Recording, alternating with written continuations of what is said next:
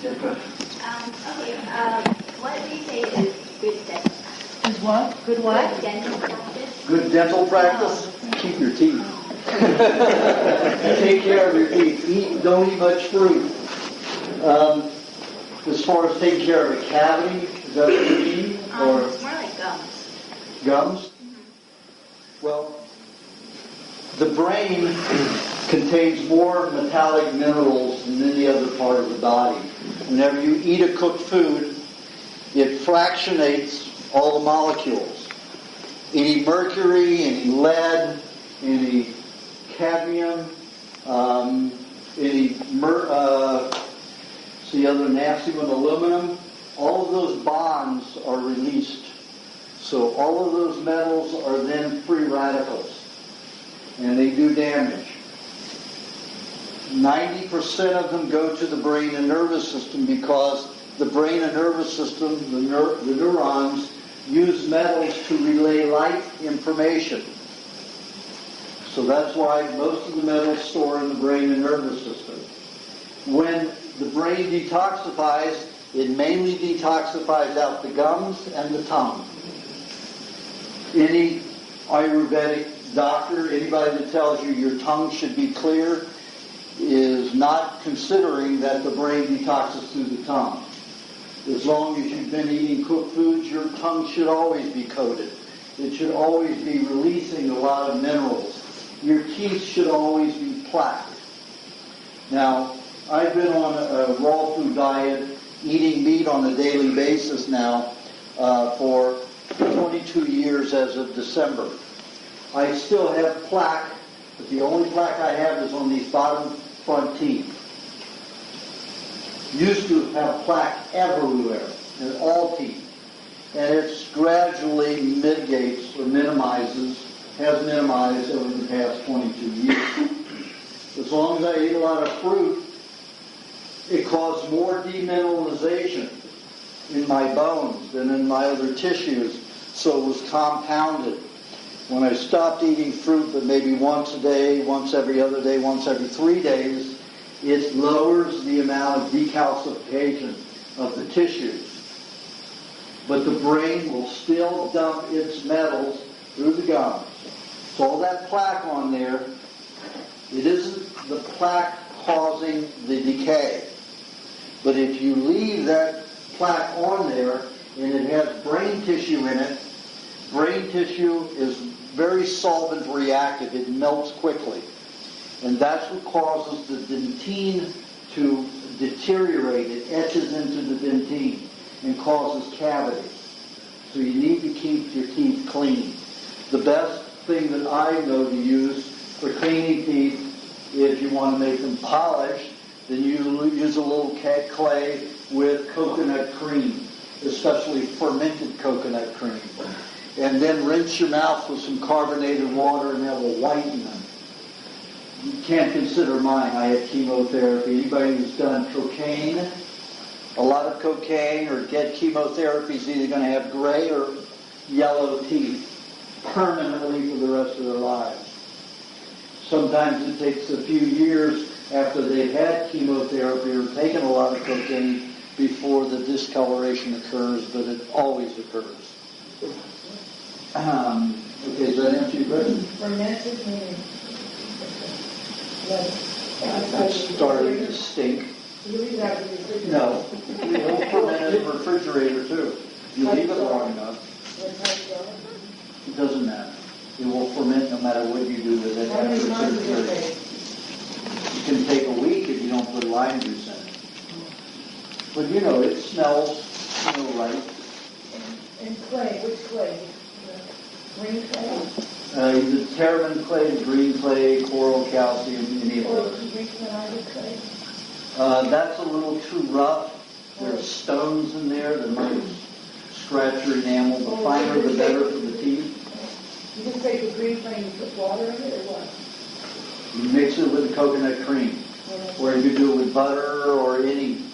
It's like when the jewelers use a clay, which is a sandy, very fine sandy substance.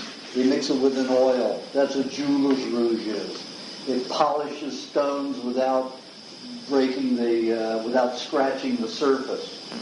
If you use just clay alone or an abrasive substance alone, it will file, it will, sand down the enamel, which is what you don't want. So if you put it with some kind of an oil or a fat, then it won't do that. It will just polish them. Do once every 6 months if you do that? Do it once a week if you want. What about going to a dentist and having your teeth cleaned? Don't they take the plaque off? They when they go in and scrape, that damages the dentine. Also damages your gums. It also causes the pockets to get deeper. If you want to do a good cleansing, deep cleansing, get a water jet and put carbonated water in there with a little bit of baking soda if you want. You don't have to use baking soda if you don't want it to break up quickly. You can just use a little bit of lemon juice, a little bit of vinegar, and the carbonated water. And you shoot that around in there within a week, you're going to be clean without all the brutality and the pain. So you're saying then you don't need to go or have your teeth? You shouldn't have your teeth cleaned at a dental office. They will damage your gums and cause more pain. Plus, they usually shoot you with a Novocaine or lidocaine, and that causes hardening, tissue hardening lumps in the face. What about once you're out of cavity? Should you get it filled or should you do that? Well, I would say for most people get it filled.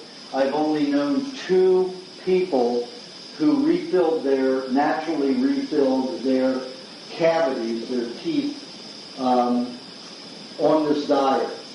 And they were on any diet. Those are the only 2 that I've ever seen. And they were 22 years old. Both of them were 22-year-old males. So I would say probably, you experiment for a while. If the decay continues, you're probably eating too much fruit.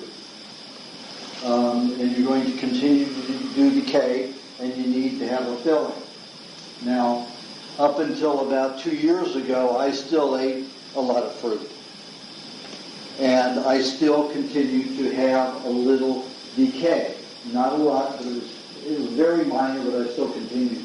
Once I cut out the fruit, or cut it down to 1 a day or less, all the decay stopped completely. All right. Do you have questions? Yeah, I just wanted to know about generally the role of milk. Like, I hear about people have problems with the lots of fresh raw milk, not fermented. Do you think that it's always better to drink fermented milk than fresh? Well, did everyone hear the question? Is fermented milk better than fresh milk? It always is, because the fermented milk has allowed the bacteria, and you have 3 basic categories of bacteria that naturally exist in raw milk, unless they're fed antibiotics. And that's Bulgarius, Coccocicus, and Acidophilus. Acidophilus breaks down the sugar, the lactate.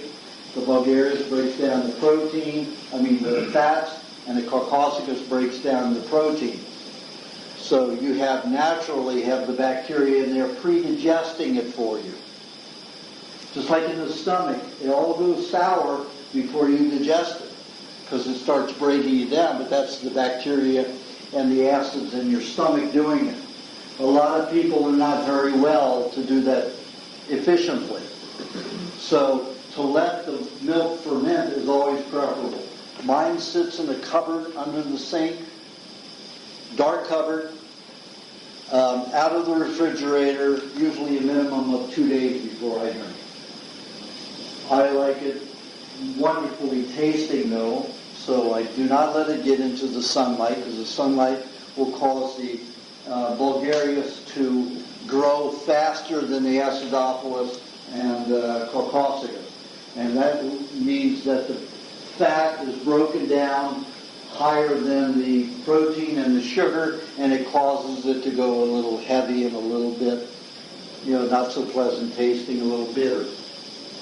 If you increase the Acidophilus and the Coccocicus to grow by adding a little honey, let's say 1.5 tablespoons per quart, and add about 2 ounces of cream, the milk will always be delicious.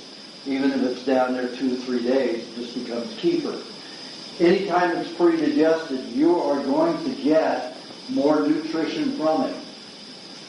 If you let it, the bacteria that naturally exist in the milk perform that activity of pre-digestion, you will encourage your own bacteria in your intestines to flourish. If you make it with a cultured kefir grains or yogurt grains, it will not do that. Those are washed, those are bred, those are specific, and they're no longer natural. They will pre-digest the milk substances for you, but they will not encourage your own bacteria to grow. So it's fine if you need to get well and need to digest, and you need the milk a little bit faster digested, because with the grain you can digest it about a day quicker. But preferably it's let your milk digest on its own the natural bacteria in the raw milk. Okay? And Julie. Tanya? I wanted to ask about, I was letting ladies go first. okay. About natural forms of birth control. Natural birth control. Natural birth control. What do you want to know about it? What do I want to know? Yeah. How to keep from... Oh, okay. As I said in the book, in my first book, there was a doctor, got his name, he followed, I think it was 237 couples over a 5-year period. And these were all couples that wanted to get pregnant and have a child. He, did blood tests, he did urine tests, he did everything, he followed them frequently. He found that the span open window for pregnancy occurs 5 days before ovulation. On the day of ovulation, it's too late. And most people use that last day of ovulation as their pinpoint. Too late. And he says if you want to avoid getting pregnant, then the sperm can live 3 days on the average person on the average diet, on the SAD diet, standard American diet. It's a SAD diet. Your sperm will live 3 years. However, on this diet, the sperm can live 5 days. A little healthier. So what you do is you count back, you've got 5 days before ovulation, then another 5 days that it can live. So in the book I said, 10 days before ovulation, do not ejaculate inside your partner, you men. And it's always the men's responsibility because it's their sperm. It's not the women's responsibility. You're shooting it in her. She would not get pregnant without your sperm. And let me tell you, you've been around your woman. She gets emotional. She forgets time, space. Forget it. You've got to keep it. I mean, when I'm with a lady, I mark down the days that she ovulates, the day that she has her period. I mark it all, and I keep track of it. And I'm on her ass like a hip pocket. So I don't impregnate her.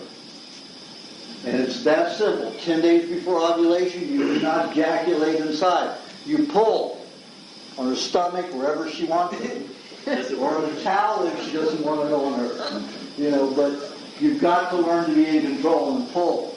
And it can't be that, I can just make that first squirt. You pull out. Don't take that chance.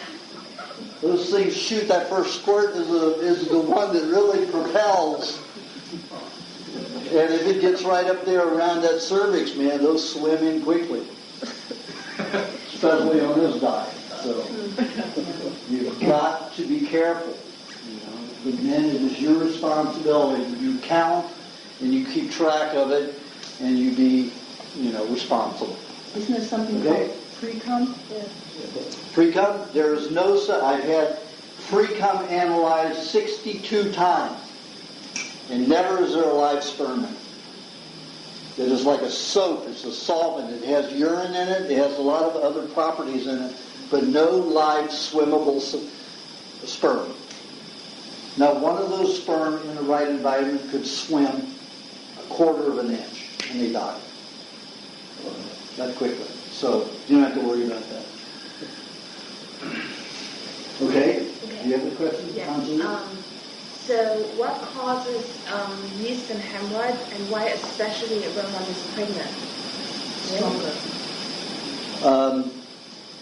What was the question?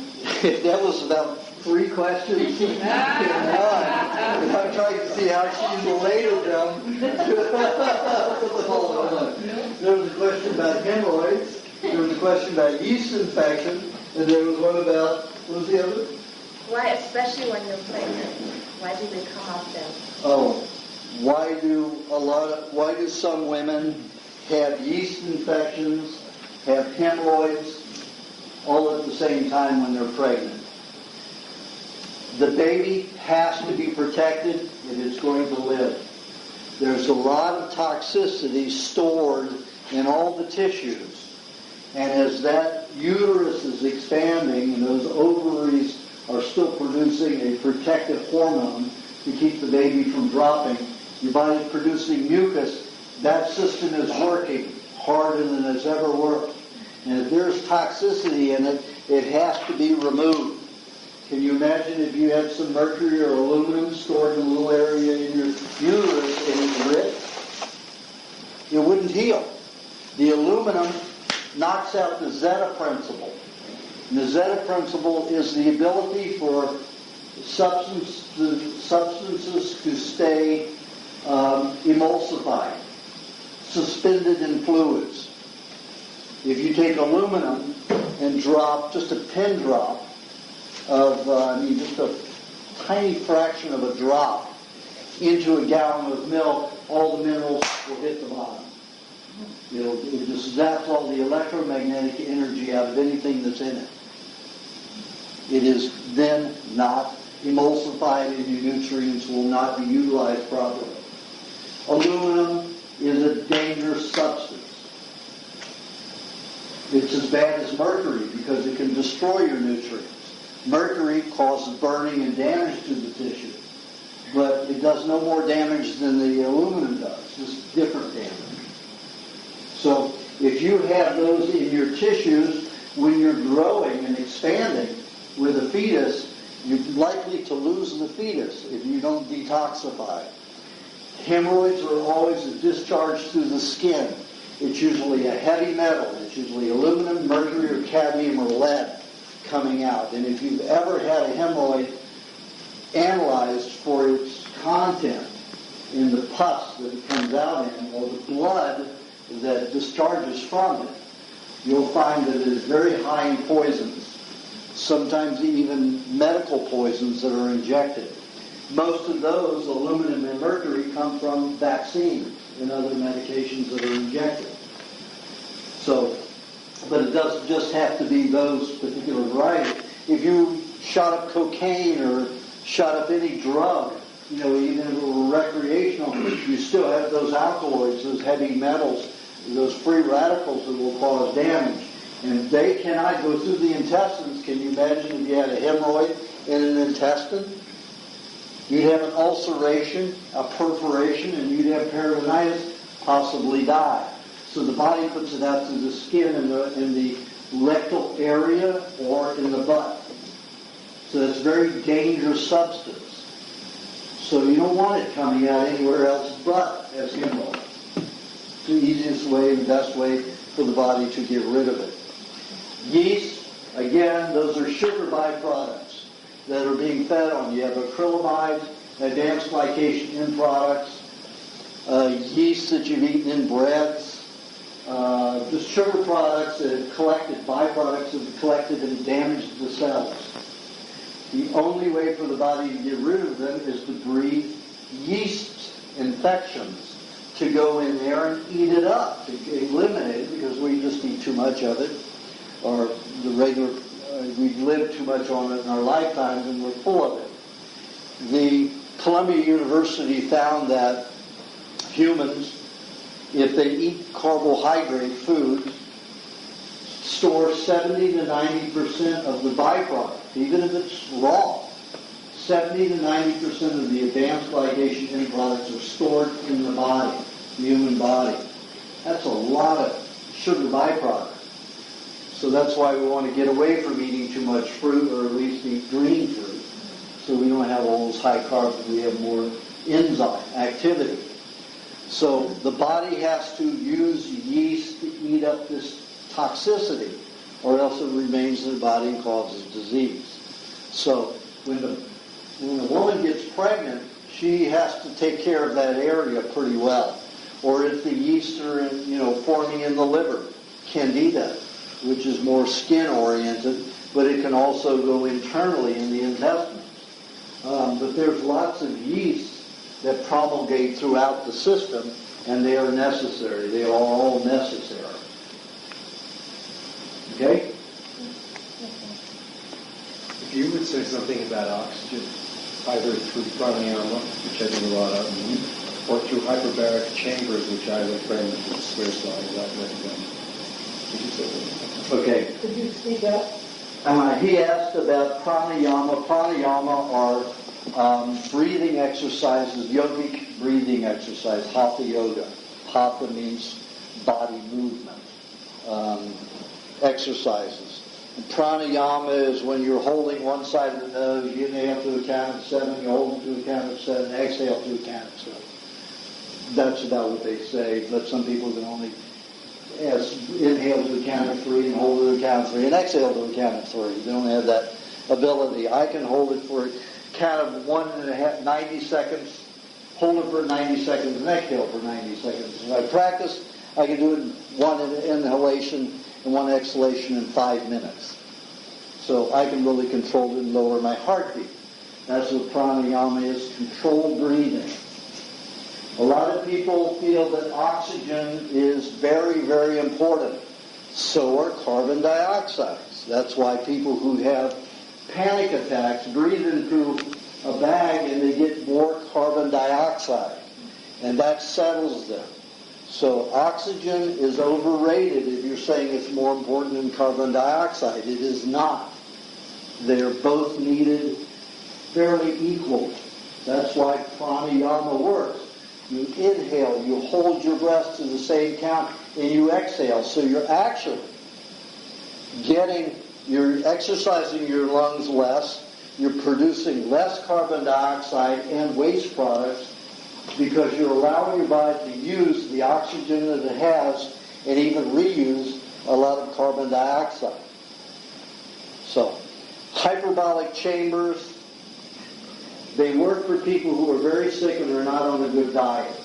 For people that I've seen on a good diet using hyperbolic chambers, it is not favorable. Not favorable. Not favorable. It causes problems. Because, would you care to say what? That I would have to guess at. But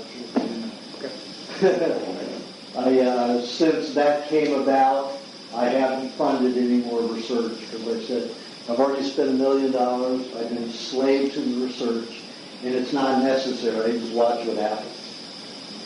But if you want to invest $60,000, I can do a very good... No, I'll pass. Thank you. Okay. And I'll give you the whys. All right. Yes, you have a question? Yeah, okay, so I've tried a bunch of different things like old ancient healing techniques like, Tai Chi, Chinese medicine, Ayurveda, feel better, and they don't work. Why doesn't the old stuff work that people have been using for a long time? Well, because did everybody hear that? What was that? No, Why does exercise in the old disciplines, like Chinese medicine and Ayurveda too? Chinese medicine, Ayurvedic, all of that, why doesn't it work for us now? Ayurvedic medicine was geared toward your lackeys. Lackeys are your slaves that do minion work. They go out there and grow the rice paddies, mine the rice paddies and the water buffalo and all the cows and whatever else, the chickens and whatever else. They were only allowed to eat 10% meat, maximum, 10% vegetables, 80% rice.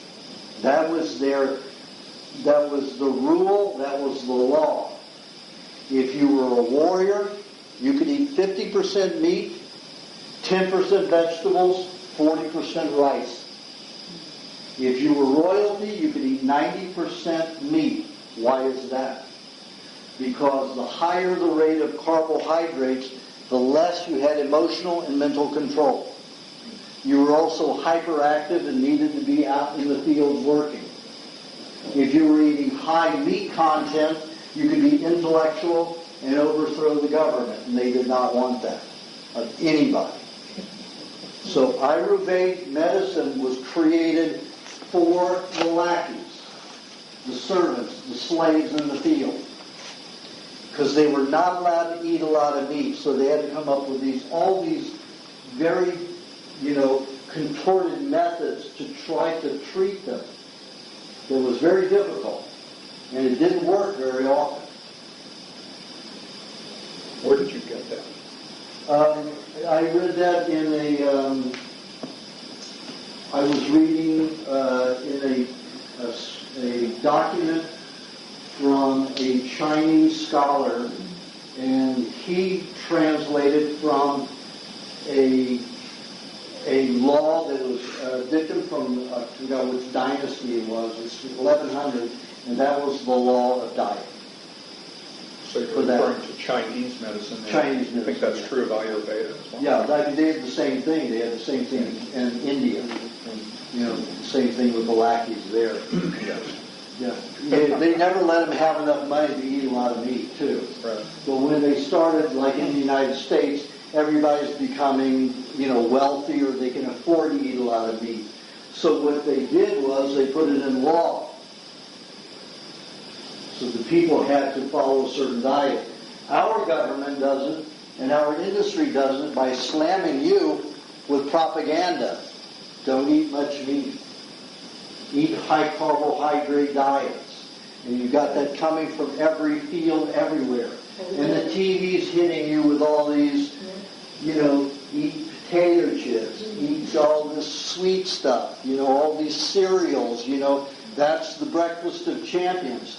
What champions, I don't know. But they get these athletes who go out there and make millions of dollars by saying it's what gives them energy, And then they burn out at 32, 36 years old, and then you wonder, wait a minute. We've got men in Georgia, Russia, which are going out in the fields at 146 years old, still tending the fields, riding horses. Why are our athletes burning out in their 30s? And in the Andes, we have 90-year-old men that are running the 200-mile ball kick in the Andes Mountains. Every year, they do it once a year. Can you imagine running 200 miles, kicking a ball? 90 years old? And we can't even have, our athletes can't do it at 35, 37 years old. There's a real propaganda, garbage information that's going out there. To us, the general public. Those guys in the Andes, they ate raw meat? Yeah. The bugs, mainly raw bugs. Insects, worms, and caterpillars. In Chile, in the Andes, in Peru. One of my good friends, Naomi Pinedo from Iquitos, Peru, she didn't, she would go pick out eggshells. They were so poor, she'd go pick out eggshells and lick the egg white out of eggshells. And they ate worms, they ate insects, anything. And she was healthy and strong, and that's what she lived on. And these people are incredibly vigorous by eating stuff like that. They're not skinny because they hardly have any? No, she was not skinny. She's got, definitely. But I mean, she ate a lot. She ate a lot. That was starving. I like voluptuous.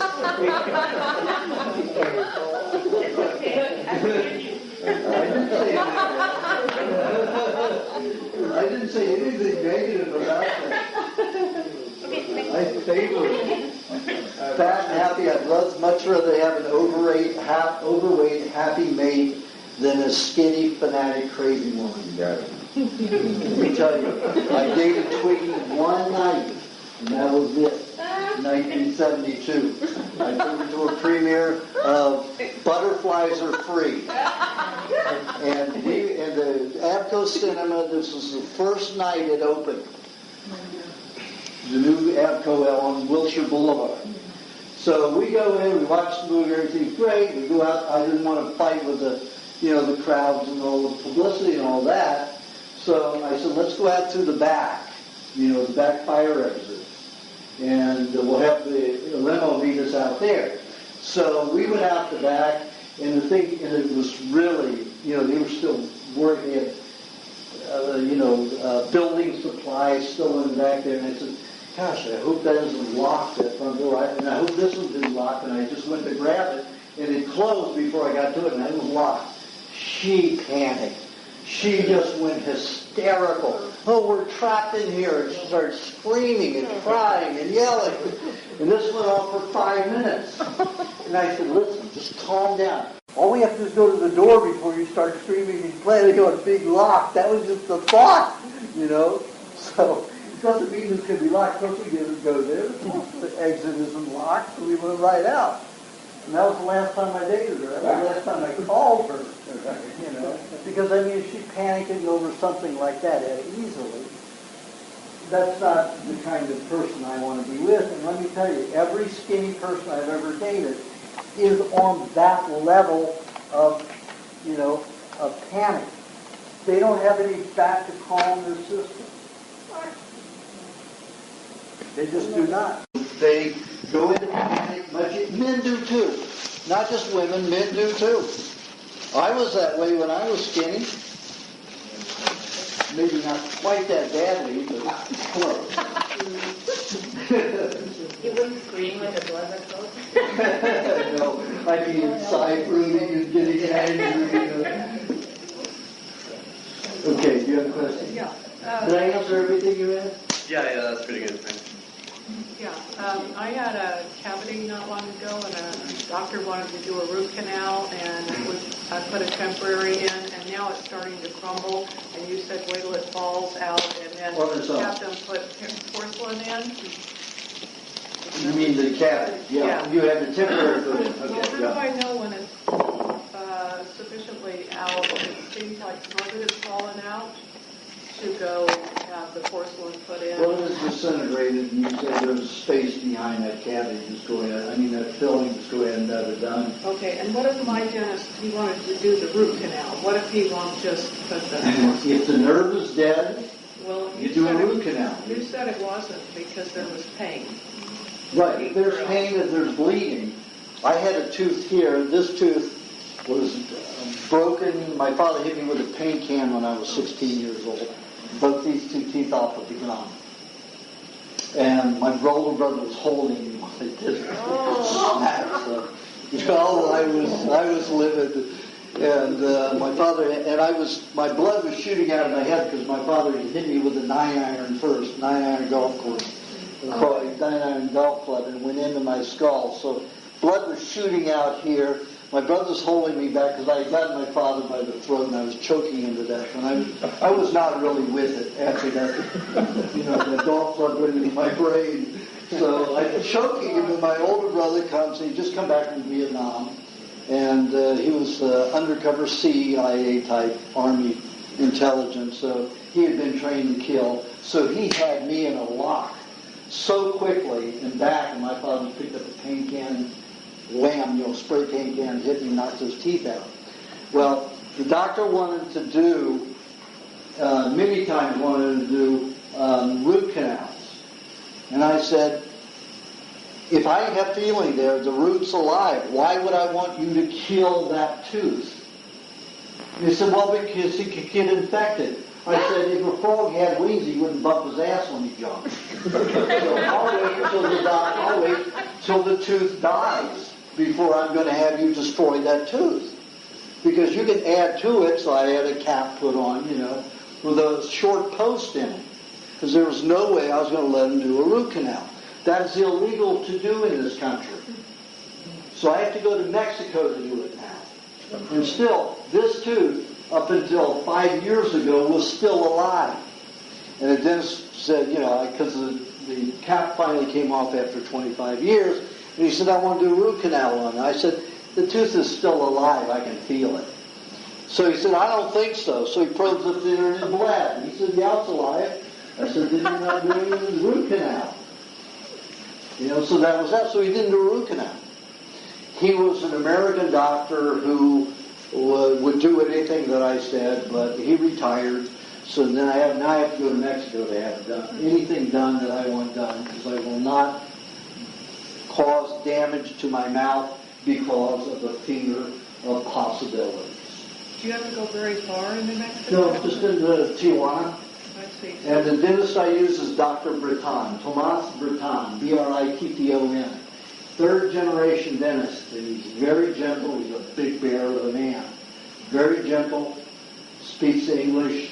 His father, speaks perfect American, but his mother and his father are dentists. He's a dentist. He's gentle. He'll do anything I say. I got him into the more natural dental practice. And he's a heavy researcher. I mean, he will just go right into it. He grew up with it, so he's aware of it already. Complexities. Well, my dentist just insists that the tooth is dead. So if I went and had a second opinion, would he tell me? Yeah, he will tell you if it's alive or not. Yeah. Just say, is it bleeding? If you stick it up there, is there any pain up there? He'll put a prong up there and say. Right. And if it isn't, he won't do it to you. And you don't use any Novocaine or anything? No. In 1978, I had 16 fillings that were mercury, half mercury, the amalgams. There happened to be a dentist,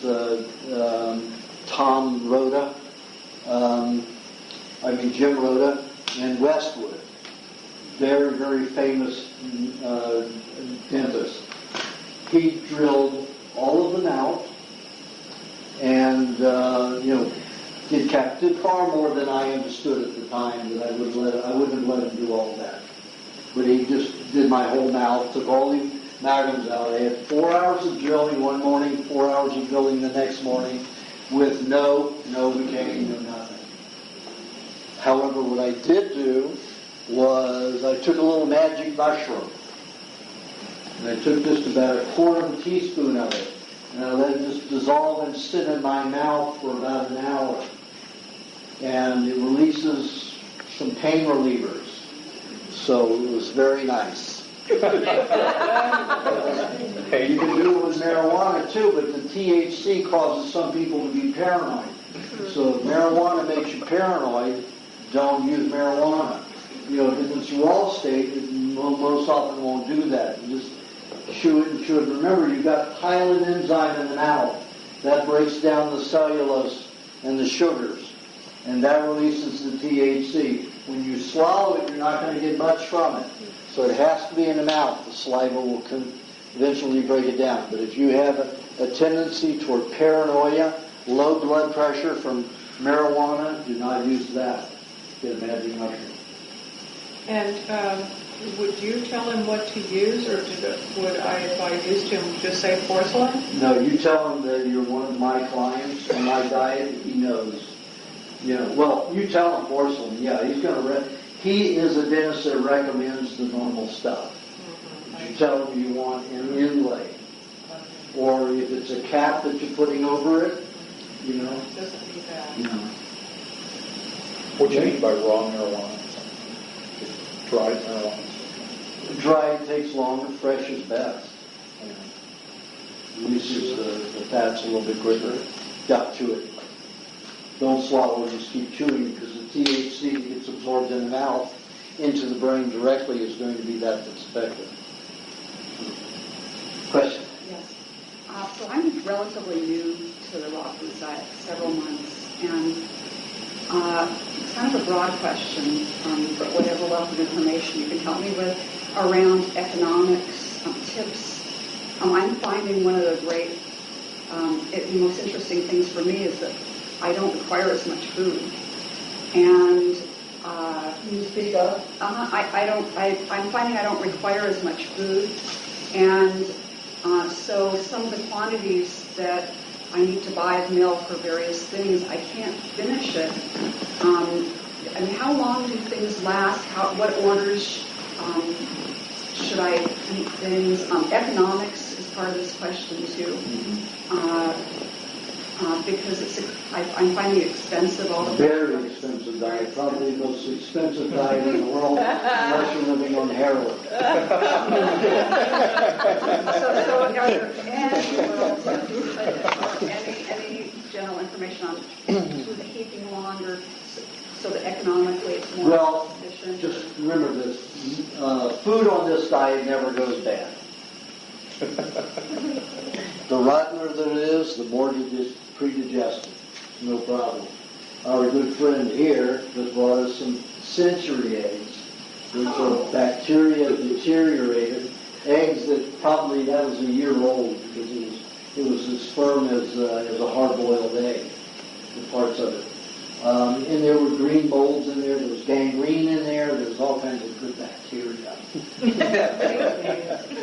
was quite tasty, wasn't it? Yeah. We were thinking that before we realized it. It's like a gummy bear. It's like a good gummy bear. Right. So, magic mushroom. and your dairy never goes bad, it just becomes cheese, drier and drier cheese. So, it does not go bad. If you want things to stay fresher, you put them in glass jars. I shop only once a week because I have to come all the way from above Point Doom up in the mountains all the way down here. So it's 45 minutes to an hour trip for me. So I shop one day a week. I get home. I cut my meat up into slices. I put it in quart, wide mouth, jelly jars, lid on it, put it in the refrigerator. I don't pack it so tightly that there's no air. There's airspace in it. And I've had it last 3 weeks that way. When I've had wild game, I've had it in there for a year without opening it. Opened it a year later, to the day, a year later, there was no odor to it. You also keep it tightly. But that's why. Now, the longest I've kept, cultivated meat, husbanded meat, is 3 months without detecting any odor at all. You have to keep it on light and tight. I keep it on real tightly. All of the jars on tight. That's what I do. Unless I'm making high meat. But then I keep them on tight if they're in my regular refrigerator because I don't want it stinking in my refrigerator. But if I've got the refrigerator outside for my high meat, I let that refrigerator stinks to high heaven. Unless I said high heaven. And that will preserve your meat. If you want, your milk, just add some honey to it. A little bit of cream, it'll last longer. So that milk under the counter is good for however. It's good forever. It just becomes cheese. And if you have the cream and the honey with it, and it turns into kefir and then it separates and turns curd and whey, you just shake it or reblend it. And it's right back the way it was. Emulsify again. What about fish? Fish, it lasts about 10 days without stinking, but still it's okay. If you want to keep it longer, you could take just a little bit of lemon and or lime. Lime is an antibacterial. Lemon is a fermenter. That's why they use lemon to make cernici. Lime is an antibacterial, so it does not break it down the same way.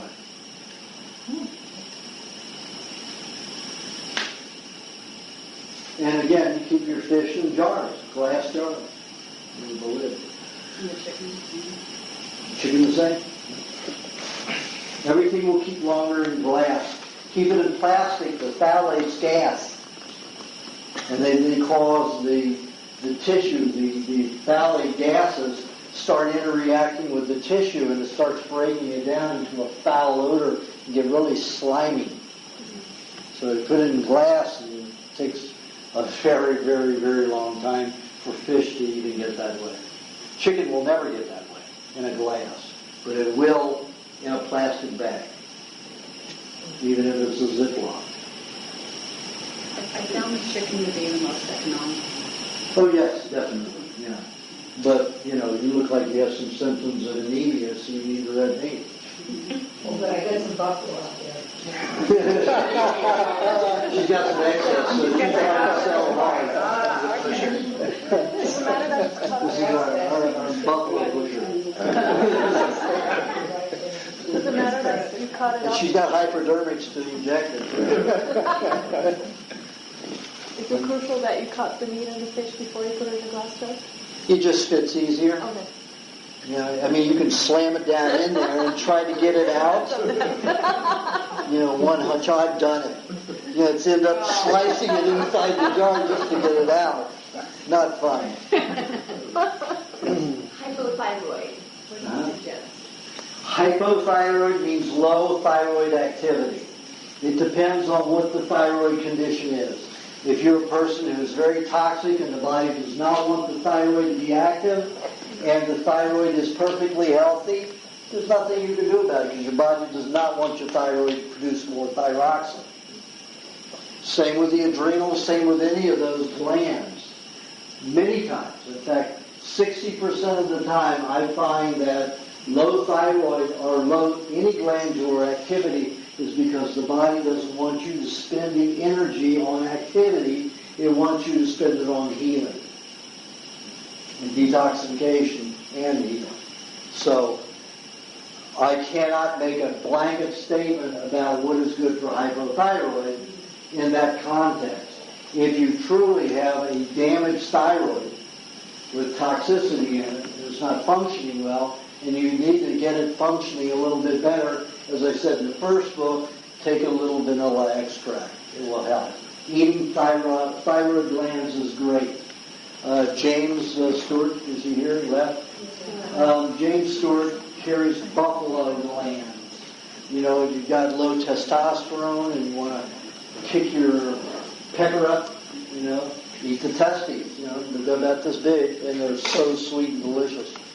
And then, you know, they have other glands. They have carries the thymus, the liver, the thyroid. So how do you prep the thyroid? Pardon? How do you prep it then? Just honey, blend it with honey? No, you should just eat that. The thyroid's so small. If it's a calf, you know, and it's a cow rather than a buffalo. Buffalo has a thyroid about as big as your thumb. Yet a calf has a thyroid that's 2 to 3 pounds. You know, about this big. You're different animals, you know, and you say, well, a thyroid is so important. How important is a thyroid if a buffalo only needs one the size of your thumb? And you're talking about an animal that stands as high as that, you know, and it is 300 pounds. You know? And so how consistently should I eat them? Well, as I said in you know, my book, I said when I had a low thyroid activity from the chemotherapy and the thyroid was damaged, I only ate it, first time I ate it every 3 months. 3 months after I'd had it the first time, the next month, it was a whole 6 months before I had hypothyroid activity or symptoms. And then after that, it was a year, 12 months, and then after that, it was 18 months. And I can't remember the last time I had a thyroid. I had no symptoms of hypothyroid. If you're eating the gland, you will repair the area if you're eating a good diet along with it. Lucky is our host.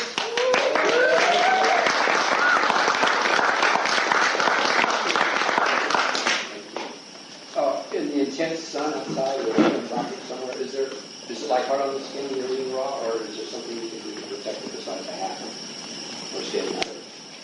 Well, that depends.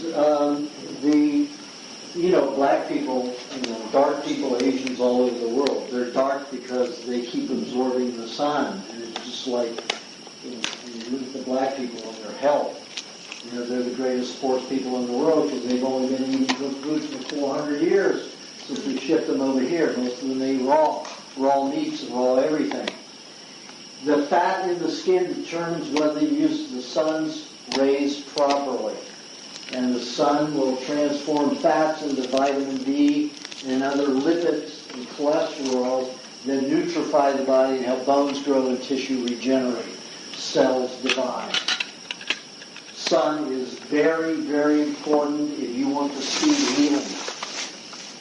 So, most people who are very fair-skinned and a person who is like you has pockmarks, it shows very unhealthy skin when you were young.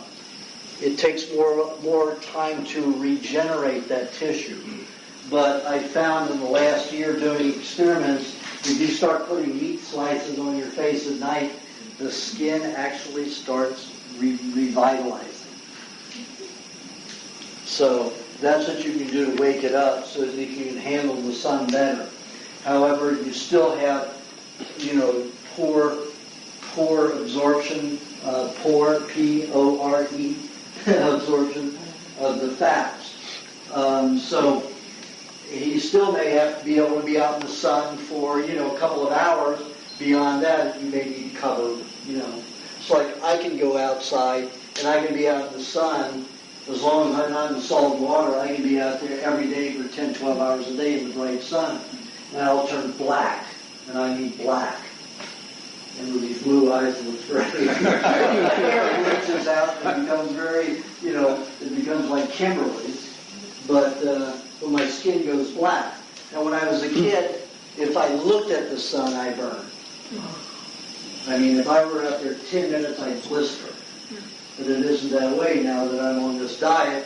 But it takes a while to get there. Usually, if you're very young, you're under 20, it only takes 10 days of being on the butter to be able to absorb the sun properly. I even had an albino eat the butter and lots of avocados and eat proper foods to be able to utilize the sun's rays properly. And the first time he went out, he fell asleep and was out there 6 hours, did not burn. But he was only 19 years old. As you get older, it takes the skin a longer time to regenerate. We don't have the growth hormones that we do till we're 21. So after that, it takes a little longer. So like I said in the book, you keep flipping sides if you're sunning. If you're out there doing some kind of sport, you better wear a long sleeve shirt if you start feeling too hot. If you burn, you can prevent yourself from blistering just by putting egg white on there, or the formulas I've given for burn. In the revision, I'm splitting those up. I'm putting burn separate from sunburn, so there won't be any mistake about it. The primal facial is on the sun. The primal facial body care cream, the new one in the recipe book, is great also for getting rid of burn and also helping you prevent burn and also causing you to tan. Now, if you want to get white, there's a lot of Asian girls that you're not considered elite and of the more desirable women if you're dark. So they like to get light. So what they do is take coconut cream and put it on at night, and it lightens their skin. Every night you put it on, your skin will get lighter and lighter and lighter. So if you have that kind of consciousness, that's a natural way to do it rather than bleaching your skin. Okay? I like dark. What did you say if you're not in salt water? If I'm in salt water, it rips the fat out of my skin, so I will burn. What are you doing in salt water? Snorkeling.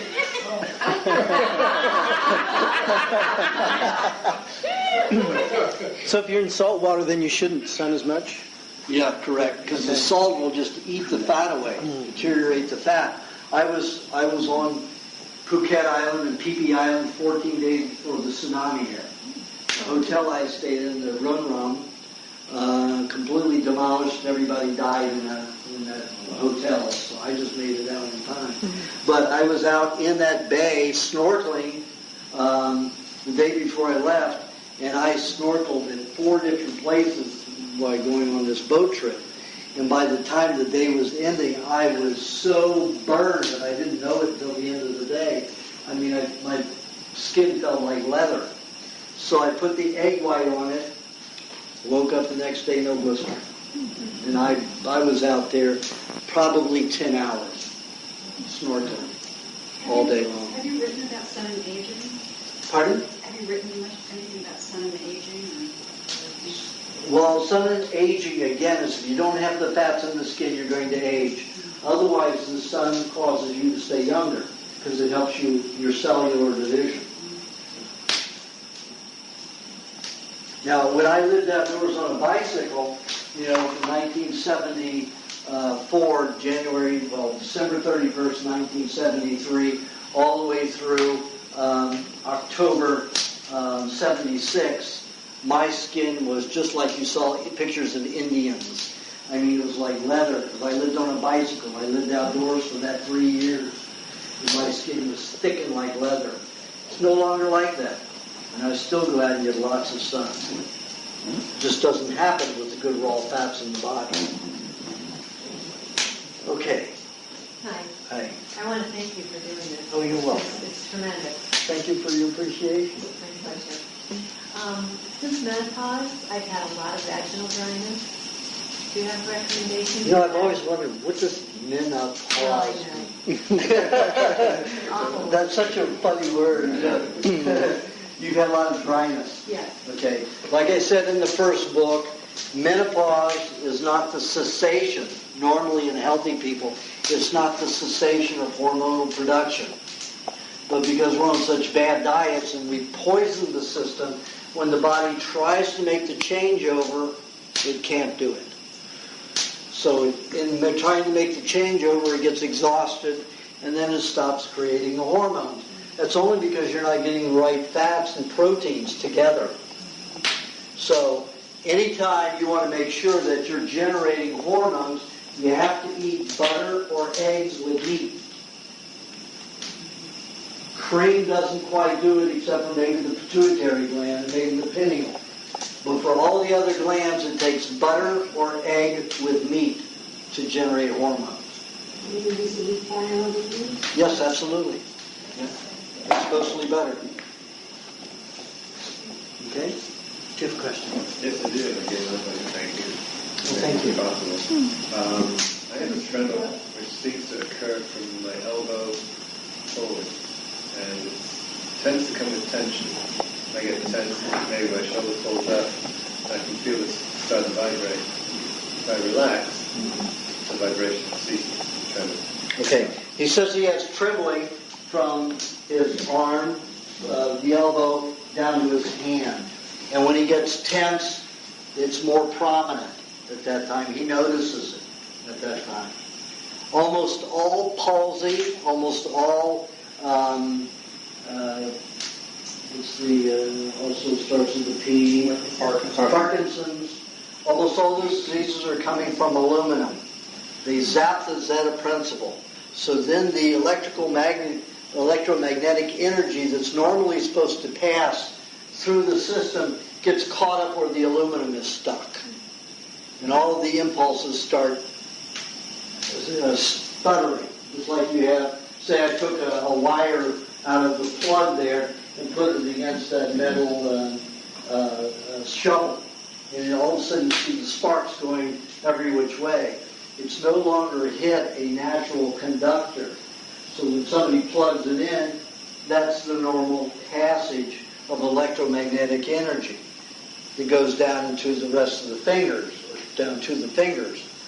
If it's short-circuited by this aluminum, other metals can do it, but it's mainly aluminum. So you've got aluminum there, it's going to block everything up.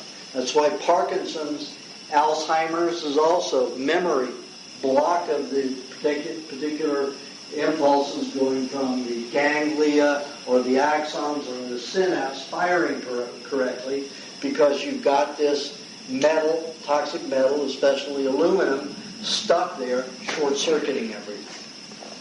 So it's a matter of getting aluminum out of the body. Things that I found to get rid of aluminum, the only thing I found to get rid of aluminum is raspberries. Raspberries and coconut cream, and it's mixed with butter and cow's cream. All three creams together are both. Coconut cream is the most important. And always have them in the afternoon, or else you might not sleep at night. Clay, do you have a question? Yes, thank you. I was doing some research on scoliosis. And how do we handle that? Scoliosis is an unnatural curvature, natural in a disease state, curvature of the spine. That can happen from toxicity lodging in the muscles around on one side of the spine or in the front or back, causing the spine to move in an unnatural way or an uneven and unbalanced way. Or it can be toxins stored in the vertebrae that cause things like arthritis in the joints, that can eat away the cartilage, so then you have an imbalance. Any of those will create different curvatures on the spine. Too many minerals. Let's say somebody eats a lot of pasteurized dairy products, and they may get excess mineral deposits stored in the joints, and they create little spurs, and they can cut the spinal cord, and they can cause the body to tense up in a certain way and cause curvature of the spine. So there are many reasons it can happen. So it depends upon what is the particular problem to how to reverse it. And that's, a whole science in itself. But the curvature of the spine is always a lack of nutrients or an excess toxicity stored in the spinal cord. If you want to relax it and get that spine to straighten it as much as possible, hot baths are very important. And you need to stay in a hot bath for many hours. Most people of this generation, my generation up, grew up on margarine, vegetable oils. That's what causes hardening of the arteries and heart conditions. The natives, all of the tribes that eat only meats and animal products, even though they cook them, they have no heart disease and no hardening of any arteries. They have no varicose veins, no thrombosis. None. So it's all propaganda. It's absolute bull malarkey. There's propaganda out there that meat products, that animal fats cause heart conditions. It is absolute nonsense. If you take vegetable fats and you let them sit, guess what they turn into? Crystals. And then they turn into rock. Vegetable fats are your problem. That's what causes hardening of the arteries, hardening of the heart, MS. You know what an amber stone is? Does anybody have any jewelry with amber in it? Orange stone. Guess what that was? That was the fat of a tree. Most of your crystals and stones are from vegetable fat. If you take vegetable oils and you put them with dirt and let it sit for a year, you will have rock.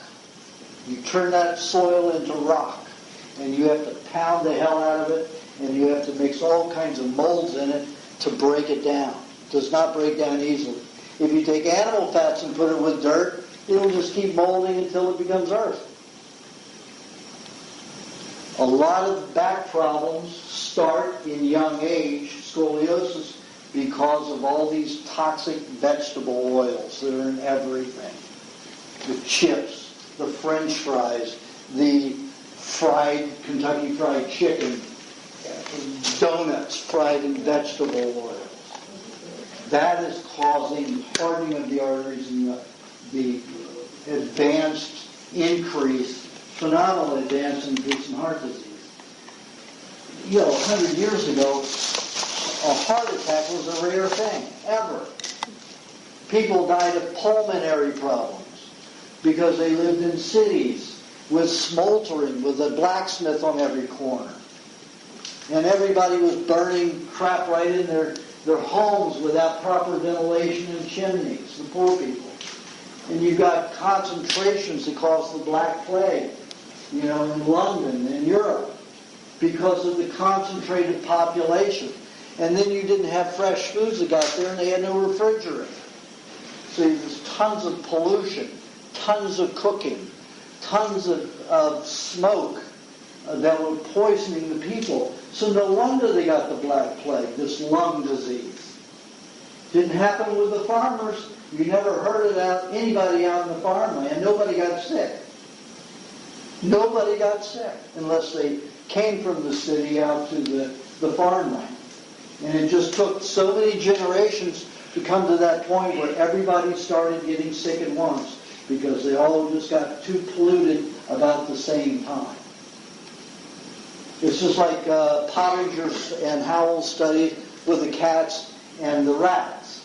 You put them on a cooked diet, and after 5 generations, they become extinct. After 3 generations, they get serious diseases. Every disease that man has.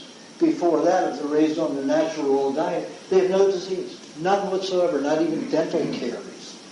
Eskimos, the first dental carie discovered in the Eskimos was in 1886. And that was among an Eskimo who had ate the German and British diet of, cakes and pastries for 50 years. First case of cancer among the Eskimos was 1936. Again, in a person who had lived in the German and British colonies, eating the breads and the regular cakes and the other garbage.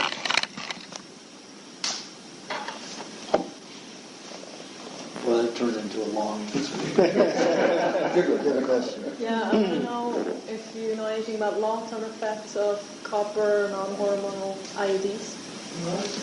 Copper IUDs? Yes, non-hormonal IUDs. None? There are now IUDs that also expel hormones. The ones without hormones. Well, you read about the copper IUD of Suzuki in the first book. It went right through her uterus. Right. So, into the wall. So, copper, if you put it on, a lot of people will turn black like silver. It degenerates. Your body melts that metal and absorbs it. So it eats tissue away. And like I explained, and she asked about, why, women had yeast infections and stuff like that. If they don't discharge those poisons and they tear, they don't heal. They'll lose, the fetus. So if you've got poisons down there, you're going to have bleeding, you're going to have sores, you're going to have ulcerations. Right. So none of them are good. That's not good to do. You need to trust your man. You need to beat him into awareness. Listen, it's your sperm. You take care of it. If you're going to give it to me, make sure it doesn't cause me any growth. Okay? Let's start her for a second. All right. Okay. Someone I know recently had a baby, and they, during the birthing process, apparently there was some difficulty. The doctor had used a forceps, which I thought forceps were outlawed, but anyway, apparently they had actually used it on the baby's head, literally turned the entire fetus and then pulled it out. So right now, the baby's 2 weeks old, but it already has deep scar tissue along here and on here.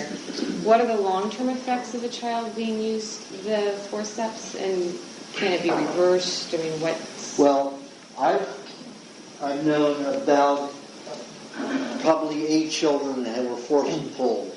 And I've seen pictures when they were babies and they developed out of it fine. Okay. I've seen 2 that did not, that were deformed by it. But they were raised on the worst diets you could imagine. They got very little. Both of them were, one was Asian, and, family was very poor. And the other one was Indian, also very poor. So they never had the meat to regenerate the tissue and grow quickly while the baby was young enough. But the other 8, did fine. So, but it depends upon what they're fed. The American diet, up until 50 years ago, you had meat at every meal. Breakfast, lunch, and dinner, you had meat at every meal. Now it's once a day, maybe once a week. It's the same garbage that they're handing people. And we're getting more and more disease. And the false information that people are living longer has nothing to do with the medical profession, and it has nothing to do with our diets, healthy diets. It has to do with we are now sheltered from the intense cold and the intense heats, which will kill people quickly. Can you imagine 100 years ago? You don't have a fire like that in your house, and you can't afford to burn one, and you can't afford to get the wood because you're in a city where there is no more wood because all the trees have been cut down, and you can't afford to get wood, so you don't have a fire unless it's for cooking, and you freeze at night. A woman, unless she were Anjali's size, she would not be considered a good woman choice to breed children, because it's likely that she would survive every year, year after year, even if she had a baby in the winter. She would survive. But this young lady would be a bad choice. Very bad choice, because she's so thin. But because we have, no offense, you're an example, but because we have heat and we have air conditioning, that prevents all these deaths. And we're living longer only because of that. And that is the sole reason. Take a look when we have power shortages in the winters. All of a sudden you have 230 people die in one night because they don't have heat. And we're not talking about just old people and young people. We're talking about of all ages. Because they can't stay, their blood gets too thick and cold and they die. 100 years ago, we didn't have heat and air conditioning. A heat wave also. Hundreds of people will die in a heat wave without air conditioning. And that is the sole reason that they can say people are living long. And also we have refrigeration, so we do have more nutrients in our food because they retain longer. What about baths and showers? Baths and showers, worse. People are worse off. They have more skin disease, we have more psoriasis, we have more skin problems because we rely upon chemical soaps, mostly petroleum products, to clean the skin. Now, 50 years ago, when I was 7 years old, 90% of the soap products, even, dish soap, was made of coconut oil, a natural substance. Too expensive to grow the coconuts, to have them picked from the palms and then processed and then shipped from other countries to here. It's much easier to take a petroleum product and make an acetate out of it, not a natural acetate out of it, as a solvent to dissolve toxicity or dirt. So what happens is we're poisoning our skin every time we clean ourselves. You try to give an animal a bath, and they will freak out. They just do not like it. Naturally, we have 2,300 varieties of salmonella that eat those dead cells up. That's the natural process. Sure, we all stunk, but we got used to that stink. It was natural. Now we're so far away from it, we expect to smell these awful vaporized oils that cause damage to the lungs and the sinuses and the eyes and the brain as now a healthful, clean response. And it isn't. It is highly toxic. So all shampoos are bad. Pardon? All shampoos are so good. All shampoos, and all of them. There's not one unless you make your own. You can take coconut cream, blend it with a little egg, you've got a natural soap. Great soap. Or you can just use a raw egg on your hair. Just make sure that if you're going to use a raw egg by itself, that you wet your hair before you put the egg on it, or else your hair's going to smell like egg. For some reason, if you put the egg on, raw egg on your hair, whipped egg, so the yellow and the white are mixed together. If you put that on when it's wet, your hair doesn't smell like egg for some reason. I've been doing it raw all these years. So. Pardon? I've been doing it dry all these years, and I never know that. Don't some people put avocado on their hair to condition it? I've heard that that's a good natural. It can, but your avocado oil dries into a black hardened oil. It's not a smooth oil, but it still will act because it's a hardened oil. It becomes brittle, like that. You leave the the avocado in there, you see it turn black and it'll flake. So that's the kind of oil it is. So it creates like a firmer oil. So it will straighten the hair and it will keep it, like you put a little bit of hairspray in it. So it will keep a particular form or shape. But if you want somebody heard him?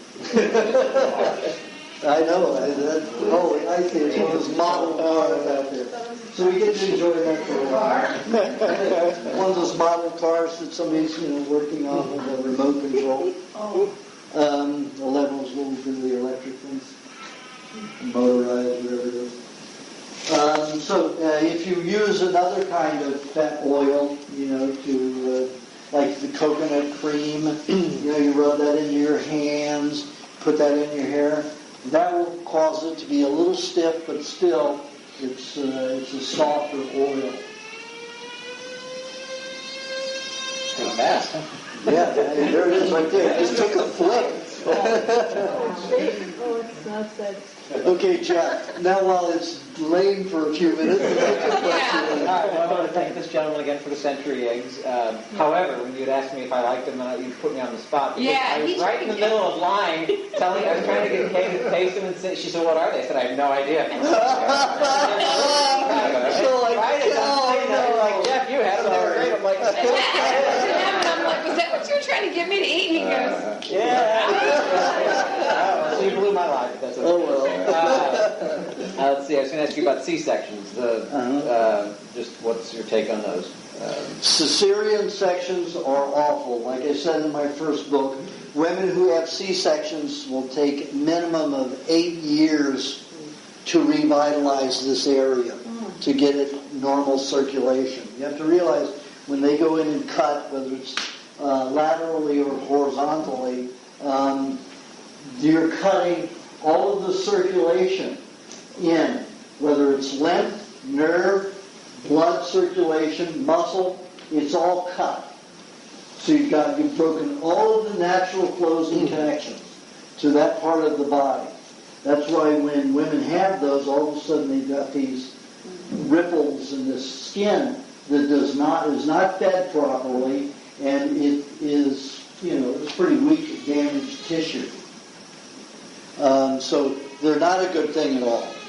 Why do they do them so frequently, or what leads to the problems with it? Most doctors don't want to wait around in the hospital. Their time is too valuable. It's more valuable than your wife's stomach. And 8 years she's going to take minimum, if she's on a perfect diet, to heal that area. But they don't want to wait 2 hours. They don't want to wait 10 hours for your wife to have a baby. Well, they'll just cut her. They use the excuse. Oh yeah, they make more money, definitely. Well, they'll use the excuse that there were complications and they need to do a C-section. Now, let's say that's even somewhat true. If you challenge them and say, what were the complications, prove it. They'll lose a lawsuit automatically. 96% of the time, they will lose because they're lying. Okay.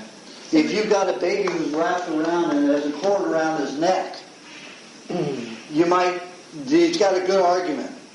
The baby can be worked around and undone, but the mother could suffer a lot from that pain. She may be in contractions at the same time, and a C-section might be a good idea. Or she's losing blood pressure, and you're going to try to save her life by doing it. But that's only, 2 to 4% of all the births. Usually it's just because it's what? Of all the 2 to 4% of all the C-sections. That means 96 to 98% of the C-sections are the doctor's time. He does not want to stay there waiting for the woman to have a baby. So that's why they cut and do a episiotomy as well. Yep.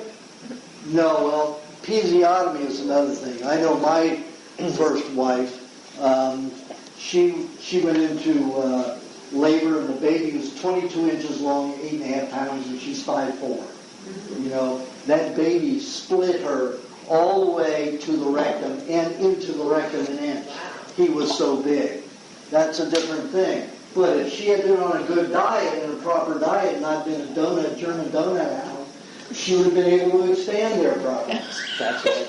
Okay, we had an argument last night in the car. Her sister-in-law said she split, and she said that's just one of those things that happen. I said, no, it happens because she's not capable of expanding. She's not expanding. To give you an example, 2 women who have... I am dating like a mini-me of Aajonus. You need the century eggs. Know-it-all. It's like that. It's difficult to be married to one, though. I know. Well, you have to. If you see this guy a year or 2 months ago, he looked like he came out of Auschwitz. Doctors said he was fine. He tested his blood. They tested everything. He was in good health. Yet he looked like he was in Auschwitz and he was going to die and kept wasting away. Is this the guy with the fork? Yeah, this is the guy. This is that guy. It's on his website. Take a look at We Want to Live. The 2 is numeral 2. You'll see him right on the front page. You're a celebrity. How about that? I didn't know it was up yet. I know I sent you the pictures. Yeah, well, he's putting up the new website to have all my information. So, anyway, this guy was emaciated and died, and he went on this diet and turned things around. Here he is a year later. You know, I didn't mean to call you that. Only? Well, yeah, you saw, anybody see Groundhog Day? No. I'm a god, but I'm not the god. I'm a late god. We all are, because we all create a reality. Are you responsible for your reality? So all of the skin healing and regenerating, Yeah. do you want to address that for a second? Or You mean from the cesarean? Yeah. Oh, that's a complex. That's eating a diet, good diet, balanced diet all the way around. Because you've got to replace the lymphatic networks. You've got to unblock all of the scarring. You have to regenerate new passages for blood, lymph, and neurological system. And it's not going to happen very easily unless you're eating raw meat. Not going to happen easily at all. Yeah. Just to say on the cesarean, my 2 kids were both born cesarean because my wife claimed to have vaginal herpes and was concerned about passing the baby through. And that's such an absurdity. Think about this, people. Viruses are not alive. If you pick up any biochemistry book, viruses are protein bodies with an RNA, usually an RNA attached, and sometimes a DNA. But they are never alive. If you put them in a fertilized petri dish, they don't self-replicate. Not one, and you spike it with virus, not one will reproduce. You don't have not one more virus than you injected that you spiked into that petri dish. As soon as you introduce healthy animal cells into that environment, which can breed in that petri dish, all of a sudden they start multiplying. That's because cells manufacture virus. They are not contagious. And viruses are nothing other than soaps. We make a soap. Let's say I mix coconut cream and egg together. That's a natural soap. Viruses are soap. They're protein bodies that help dissolve certain kinds of tissue. The tissue that it dissolves is determined by the RNA that the cell puts in that chain. So it only dissolves a particular cell, or part of a cell, or kind of a cell, a damaged cell, an unhealthy cell. The whole belief that somebody's going to get, somebody's going to get a virus from somebody else is a Hollywood-type myth story that the pharmaceutical industry gets you to buy, so you'll take their drugs and their vaccines. But it has nothing to do with reality or chemistry. What about AIDS? Isn't that a virus? No, AIDS is a faulty immune system. HIV is a virus, but it's man-made. Dr. Strecker found that it was made at UCLA in 1961 and 62. They had created the virus by taking 2 viruses, one from the the lymphonomic virus of a sheep and one from the leukemic virus of a bovine, of a cow. Spliced them together. He tried to fractionate them 1,000 times, and every time they came in two. Usually when you fractionate a cell, it will break apart into 5 pieces, 5 parts, like we dismember at our joints, at our limbs. This would always break in 2. And then you realize, wait a minute, this has to be a man-made splice cell. So he put the 2 sides together, they matched, and found out he had those 2 diseases, took the names of those 2 diseases. He was going to go to Duke, Harvard, Yale, Berkeley, and USC and UCLA to see if it were created in one of those major universities that were working with viruses. And he found it at UCLA. He took the name of those 2 diseases and put them in 15 different ways that they may have called it. And it came up at UCLA. That was given to the War Department. So he called his brother, who was an attorney, also a Strecker, and said, here's the situation. You should look into it. It's like this HIV is injected by our War Department. See what you can find out. So he got a senator from either Wisconsin or Minnesota to back him. Illinois. And they started going, Illinois? And, I think, or something. Yeah. And they went after the War Department.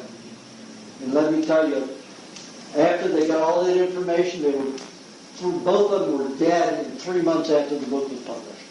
3 months after the book was published. What's the name of the both book? Dead. Neither of them was suicidal, and they said it was suicide. Neither of them had even an inkling of suicide. No depression, no anything. Anger, but no depression. Well, what's the name of the book? It's quoted in the bibliography, Bioattack Alert. There's another Bioattack Alert.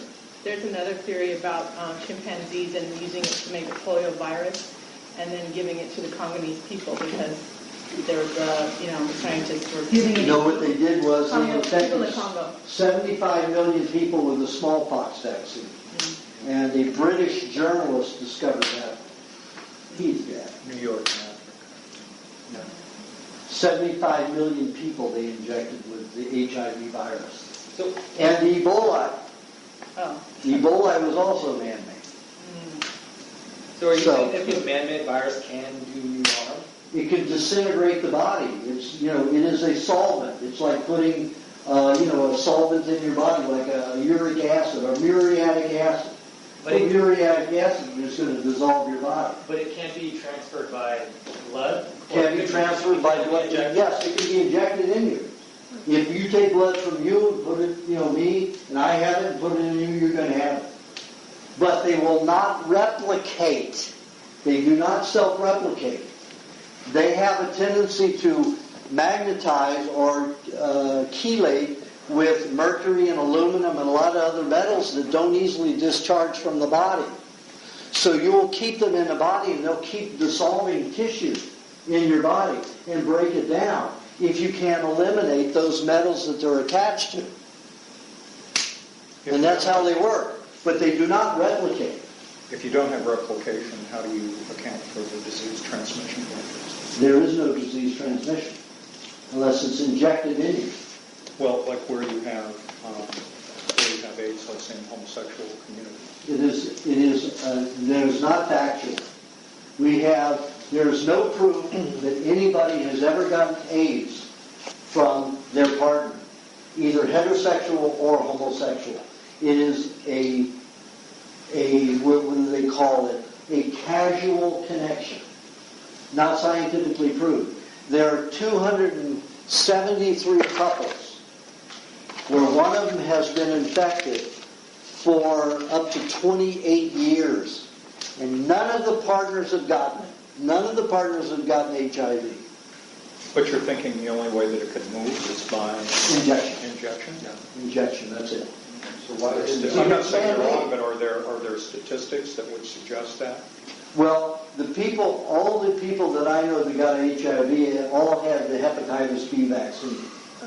And that was the War Department's use of it. They put it in the hepatitis vaccine because in the 70s and 80s, 90% of the people getting hepatitis were homosexuals.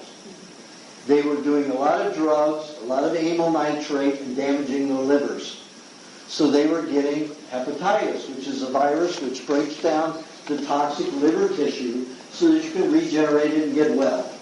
So viruses are good. It's just that because we use viruses when we can't use bacteria and parasites and molds because it's too toxic. They go in and eat that organic tissue. There's pollution, there's poison, and they die.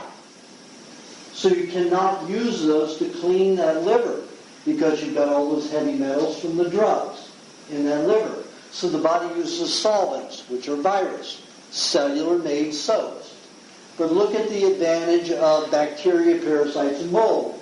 When they consume organic tissue, they can eat 100 times their weight and secrete or excrete 1% of that as the waste product. So they've taken this mass pollution and reduced it to this little turd, and it's easy for the body to handle. When the body has to use virus, it is a solvent.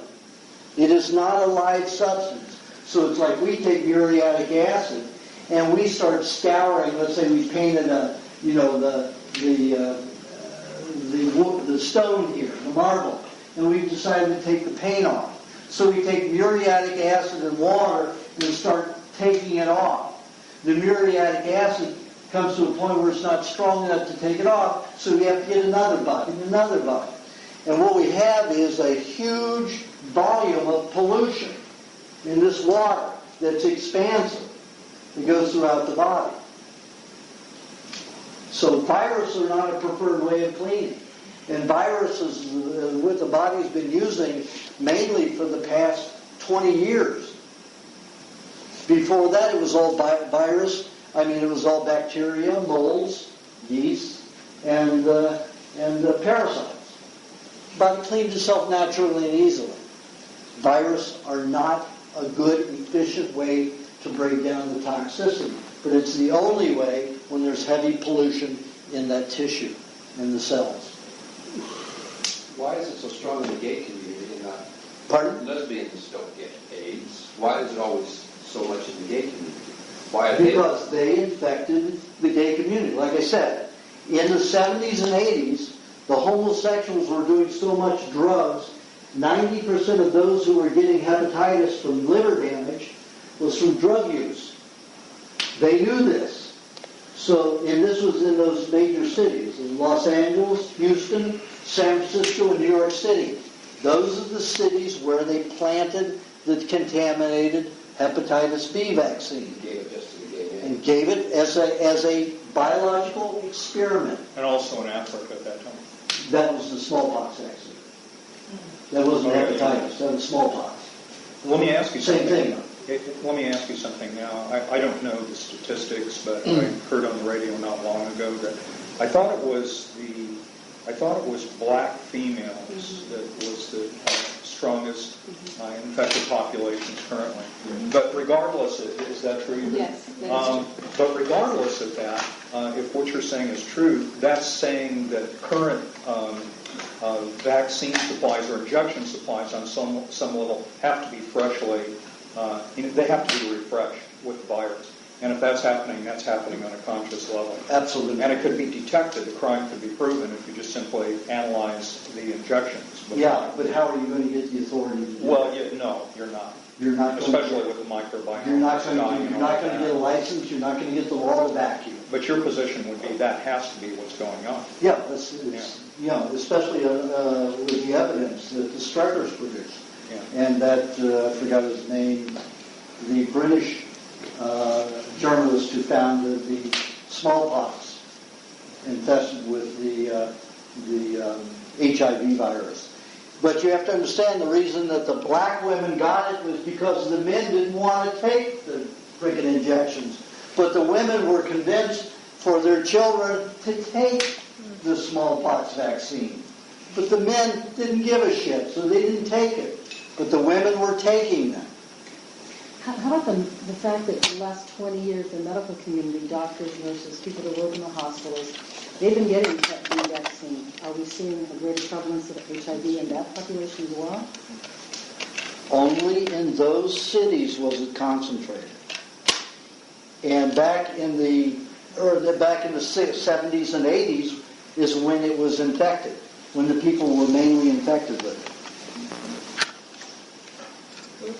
I'm not sure.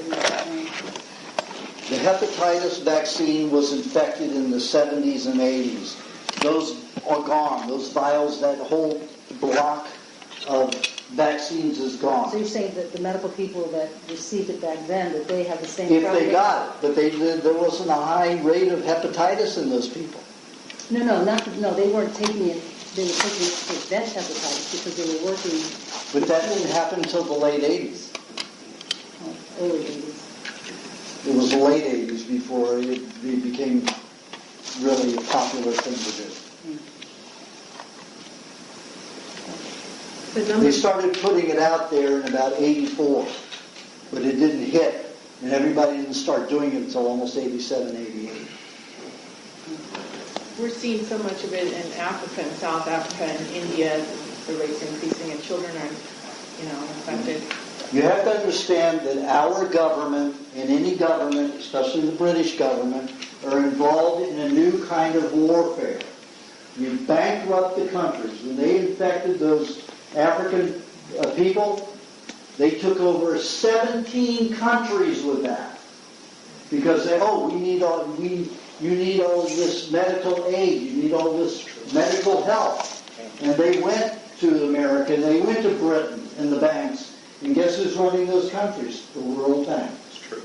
That's true. All 17 of those countries. That's true. Instant, easy war. Very cheap. That's true. Yet the people poison themselves by accepting the vaccine. There's an excellent book that just came out called Confessions of an Economic Hitman. It's an excellent book. It's an unbelievable book. If anybody has any doubts about what our government is doing with all over the world. No, they give out loans that a country can't possibly pay back. And then the loan just goes to the high capitalist class, and then it goes to the American, usually the American or British or whatever. But this is the general pattern. The basic pattern is they give them a loan that they can't pay back. And then they bankrupt them to a point where they cannot afford to take care of their own, or they believe they can't afford to. And then they're forced to sell their assets, their industries, their entire country. Yeah, it's true. Their entire country's assets. And then if the country doesn't respond, then they send in the jackals from the CIA to murder whoever needs to be murdered. Yeah, that's true. They take it over anyway. Yeah, that's exactly. Yeah. We've got to move on and stick with health stuff. Politics is health. Come on. Yes, it is. But just to clarify what Lucky was saying, one thing, when he said, so they gave it to the gay people, they didn't specifically give it to the gay people, they just gave it to people who had liver problems. It just turned out that since the gay people had such a lifestyle that... You have to understand, they looked at who was getting what disease. Okay. They felt that the homosexual population was expendable and undesirable. Sure. So they wanted to use this chemical warfare testing on those undesirables. They found that hepatitis was mainly acquired in homosexuals. 90% of the people in those 4 cities, 90% of the people who got hepatitis were homosexuals. Perfect population to put it into. They put in hepatitis vaccine, and you just put it right where they want it. Because of their lifestyle, not because of anal sex or anything like that, because of the drug use and the liver damaging way. Because of the liver damage, because of the metals from the pollution, from the toxicity, amyl nitrate, shooting up drugs. Okay. All the drug use will damage the liver. But he's also saying they knew that group of people was expendable. Yes, They were and that is in that book. They've got the documentation that is in that book that says that they're expendable. There was a test report that came out last year that showed our War Department, the NSA, used 1 million Mississippians to contaminate to see if this biological weapon worked. 1 million Mississippians. In the 50s they did this. They bombed them at night with a poison. 1 million Mississippians. Something like 500,000 of them got very ill, and nobody knew why, except the War Department and all those people involved. And that report just came out last year. And you know why they let it out? Because most of those people are dead. I haven't heard. There's nothing you can do about it. It's horrendous. It's horrendous what our government The reason does. why they picked Mississippi? I have no Who likes Mississippi?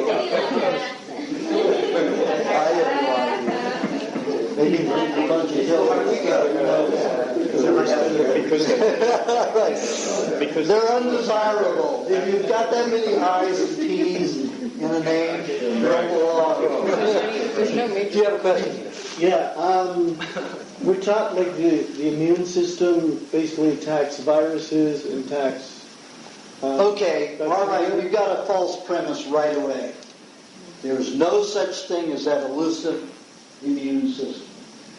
You hear from each doctor, this is an immune system, this is what happens, and it's all this illusory ghost. It's Casper the ghost. It comes up here and there, but it cannot be ever defined. You cannot say, okay, is it a particular strain of virus? Is it a particular strain of white blood cells? What is it that is this immune system? It is absolutely a confusing issue that they're presenting you. They're saying that you've got this good defense mechanism before you, and it's breaking down. And that's because they're saying that the body's attacking itself. And something can attack the body. It's got nothing to do with it. It's what you feed the body. If you nurture it right, it won't have disease. Nothing's attacking you. Nothing's breaking down in a way that there's a lack of immune response. You poison the body enough, it cannot do anything. It's as simple as that. So it's not an immune problem. We don't have to defend ourselves against bacteria. We don't have to defend ourselves against parasites or virus. These are what we've been living with for millions of years. And this is why we are healthy. The medical profession, all the medical profession is indoctrinated with, is written by the pharmaceutical agencies. All the procedure manuals for doctors are written by Merck, Dow Chemical. And you look at the manuals that they have in the hospitals and at the universities, and they're all written by pharmaceuticals. They are what poison the body. Industrial pollution poisons the body. You don't eat right, and it breaks down. It's got nothing to do with immune problems. You don't have to defend yourself against a virus or bacteria or a parasite or a mold. Those are all natural in nature. That's like saying the vultures and the crows our immune system broken down when you see vultures and crows out there eating waste product. I beg your fucking pardon? What planet are you from? The retarded school of vaccines? Take it easy. It's acting, it's drama. I missed it, so I've got to do it here.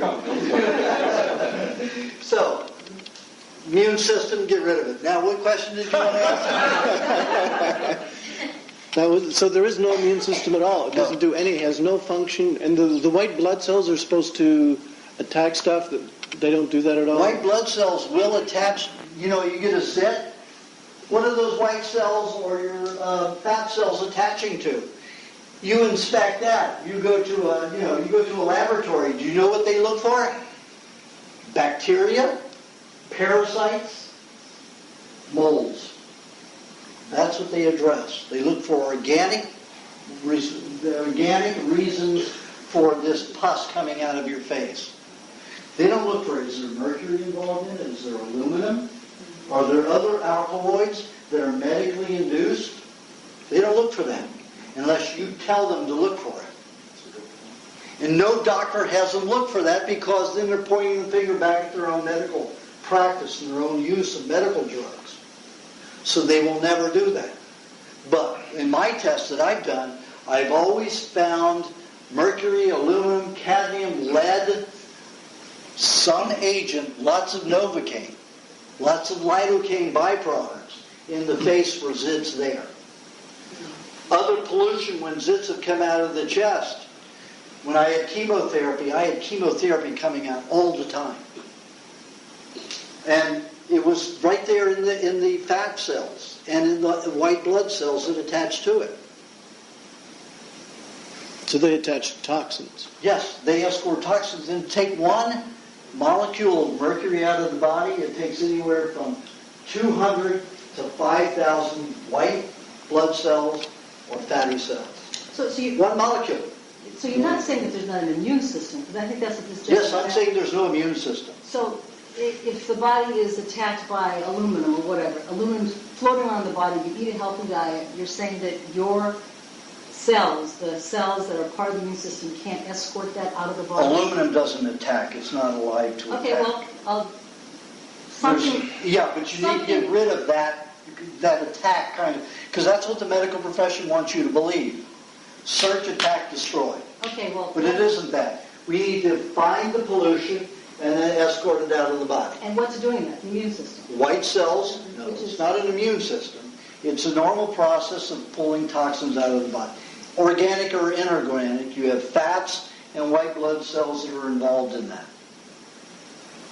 Okay, I just think medical people would call that, those white cells, the immune part of the immune system. Yeah, but that's what I mean. But it's a false premise and a false analogy, because it gets you thinking that you've got to fight something off. If you stop thinking it's that way and say, wait a minute, we have this pollution in the body because our industry is putting it into us. Our government's forcing it into us with vaccines and all this other stuff. We just stop doing that. But they confuse you. The virus, the bacteria, the parasites, those are your enemies. It's garbage. Let me make a quick comment. I think what Aajonus said could be, it's something that might make a new person doubt him in some way, because we're so used to this paradigm being pushed on us. And so I can think of one reference that might be useful in a certain way. There was a writer by the name of Ivan Illich, and he wrote an astonishing book that you know, Ivan, Medical Nemesis. Mm-hmm. Okay, you know that book? Remember in that book that he was comparing the statistics of various approaches. He took the Western approach, which is, that's its own approach. But then you have homeopathy, you have voodoo, you have all different, you have Ayurveda, Chinese medicine, et cetera, et cetera. And the point was that where Western medicine really shone was like in, bones, if you get your arm, your finger whacked, all that. But then, remember, he pointed out in the statistics, and that was that period of time, so I don't know what the statistics are now, and I think Ivan's dead. But he pointed out that all cases responded to all medicine from all the different cultures in about the same way. And in fact, some were better, like for anesthesia and stuff like that, you might go through an acupuncturist. So the fact that we've had this paradigm unilaterally rammed on us, we're all probably on some level tend to believe it. We see it not only in typical medicine, but we also see it in New Age medicine and everything else, the immune system.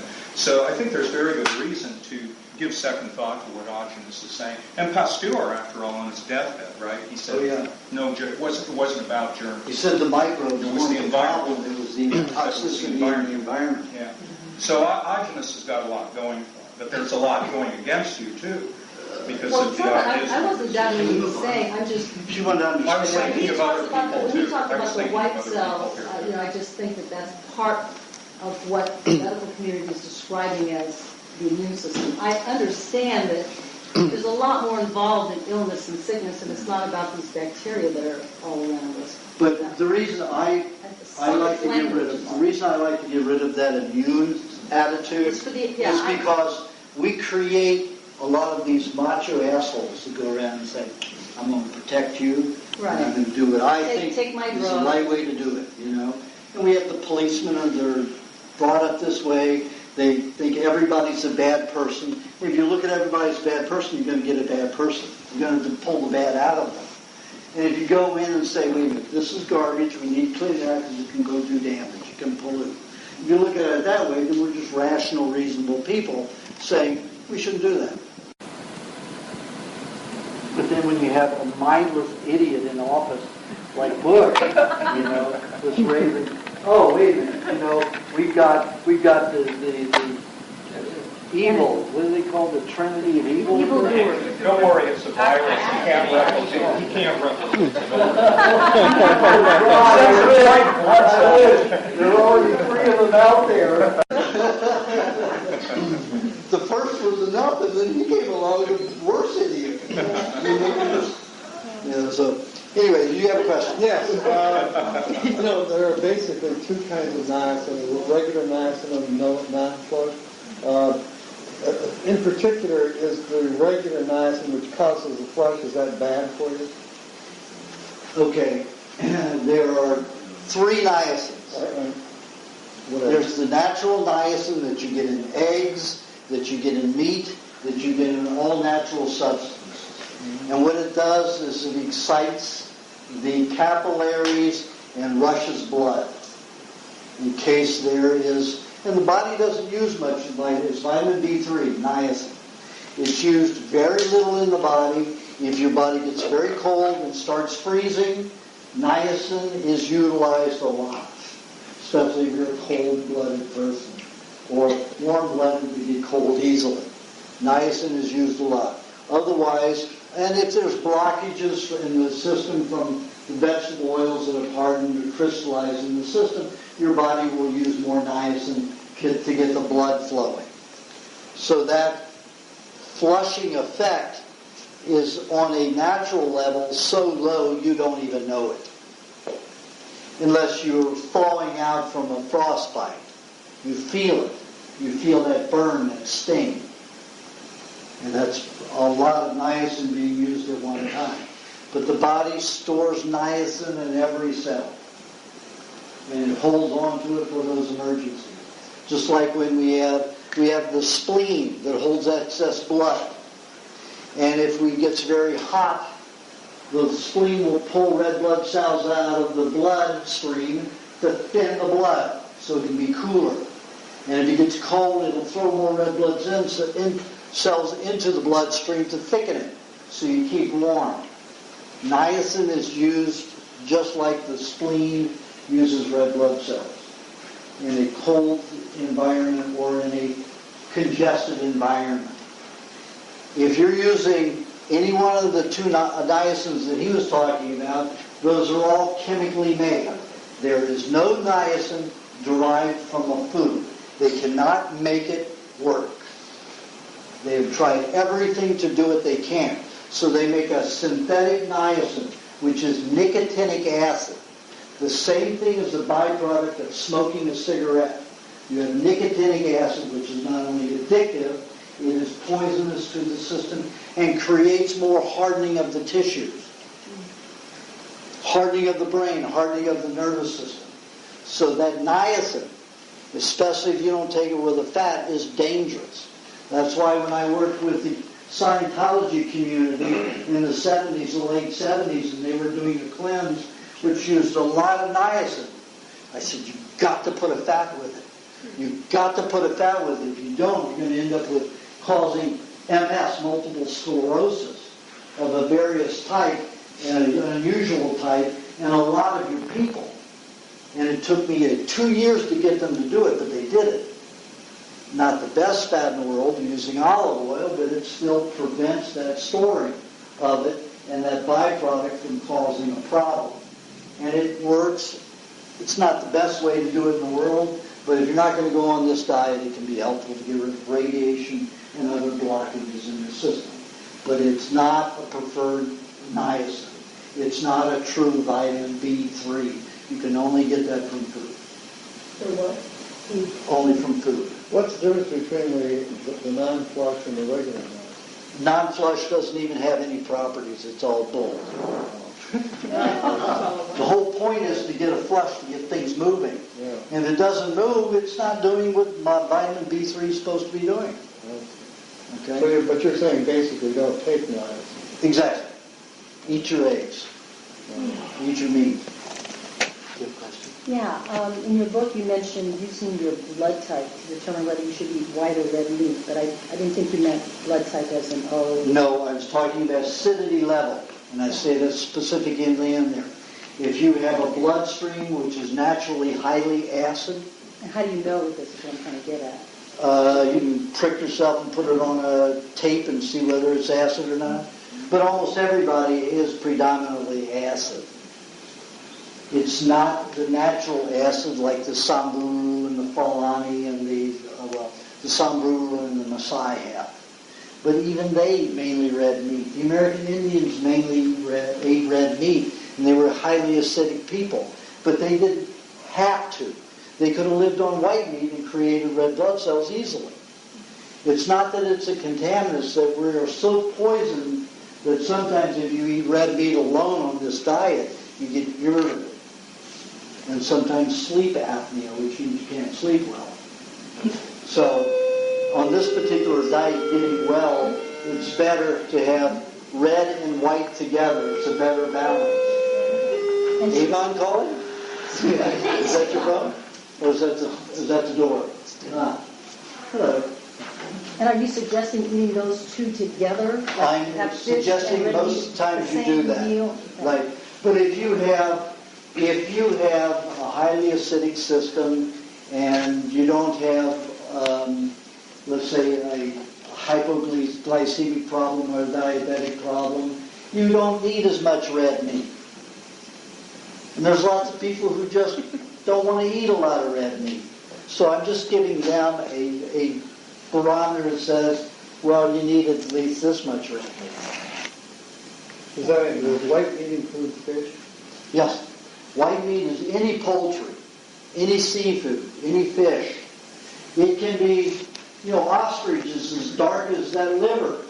Ostrich meat, but it's still considered white meat because it affects the blood and, it affects all the white tissue in the body like the intestines, the glands that are not the liver, spleen, gallbladder, and pancreas. It affects the nervous system better, the brain, the brain part of the nervous system, bones, connective tissue, or tendons, cartilage. The white meat, even though it's really not white, tuna's not white, but it is white in how I'm breaking just the two factors down. I couldn't think of a better, identification because I didn't want to go with a medical identification. I just wanted something very simple, red and white. But it can be confusing. Pork meat can be very red. Pork's white too. No, pork is an in-between. It's nasty. Should we eat pork or not? Oh, yes. I eat pork. I eat pork a couple of times a year. And I really love it. From the Whole Foods Market? Yeah. No, not from Whole Foods, Wild Oats. Pardon? No, I like steaks. I don't like ground pork. Meat, pork chops. Really delicious. And when I eat them, then I'll eat like 5 or 6 of them at a time. Really good. Are they basically eating corn or what? Well, it depends on who's growing them and what they're doing. Which group of people do you buy from the company? It's the Wild Oats company that feeds theirs all organic. Now, pigs can eat anything, but as long as the grains and the product that they're eating are raw, that's fine with me. And they're not being fed antibiotics and given vaccines. But because they're not the healthiest, they're not fed the best in the world, that's why I only eat them twice a year. If they fed them the way I would feed them, I'd eat them every day. What's the best way? Is eating corn every day? Yeah, of course. Pigs are omnivores. They eat a lot of different things. They eat vegetables, they eat grains, they eat meat.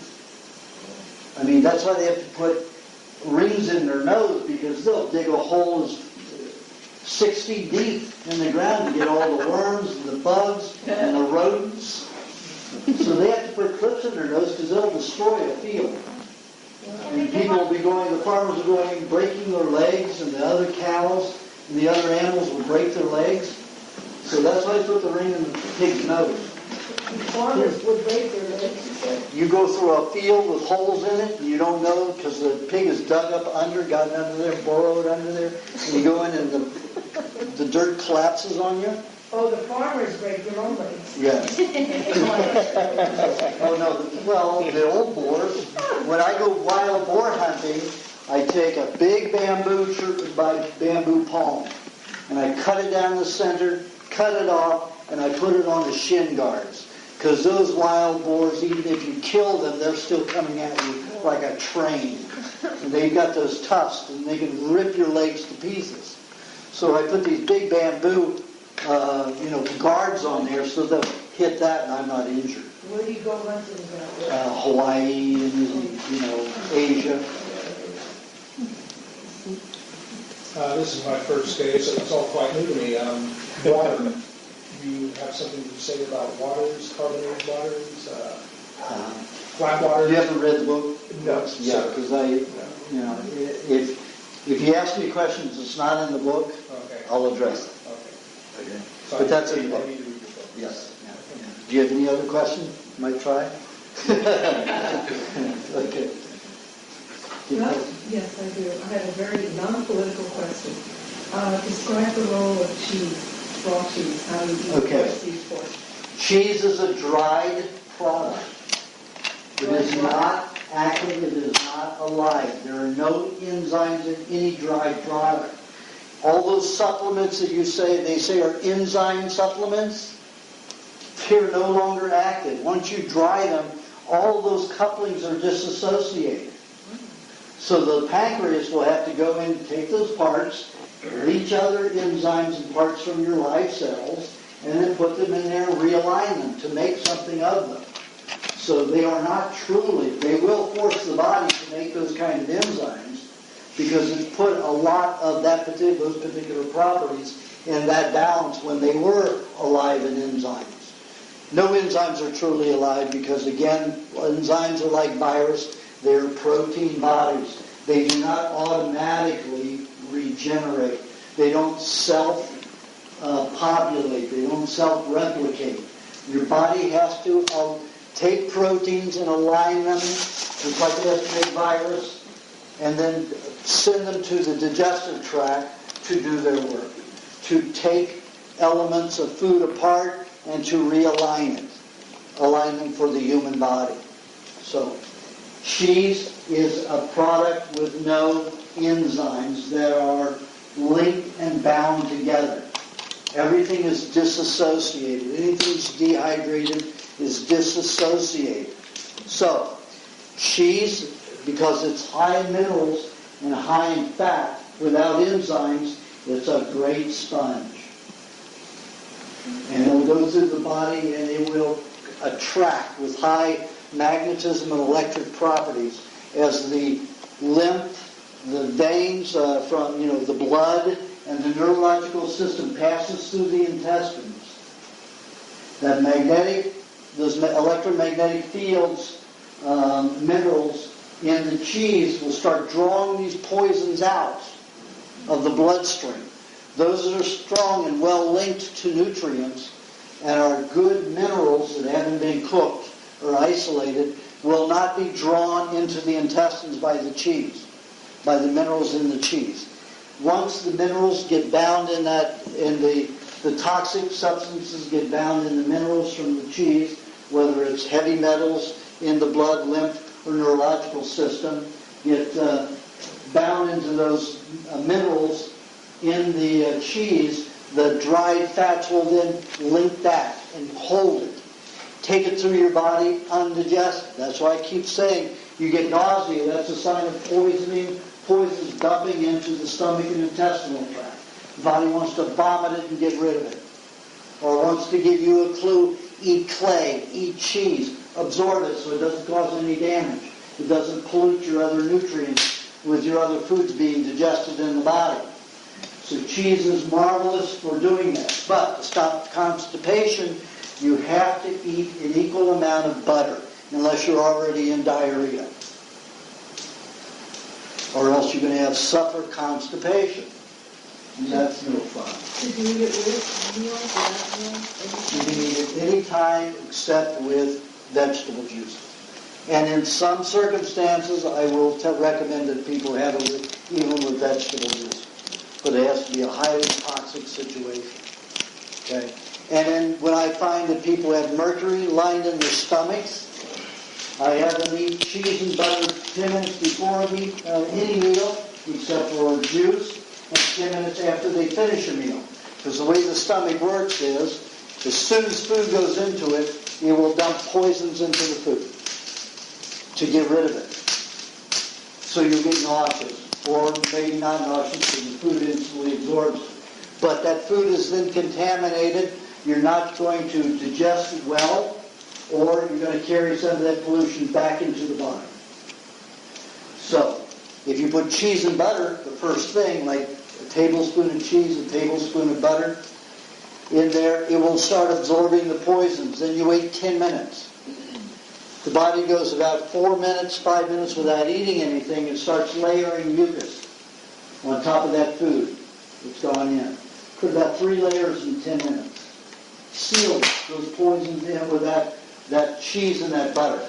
So take it through. Then you eat your next meal, whichever it is, milkshake, cream shake, meat meal, whatever it is. You have 20 to 25 minutes to eat that meal. Because 10 minutes after that, your body's going to start dumping again. Every 35 to 40 minutes, if food is in that stomach, it will go in a cycle like that. It'll dump the poisons into the stomach. So you've got 20 to 25 minutes to eat that meal. And then you wait 10 minutes for the layering of the mucus again, 3 layers. Then you eat cheese and butter again. You grab those poisons, so all of your good food goes through there uncontaminated.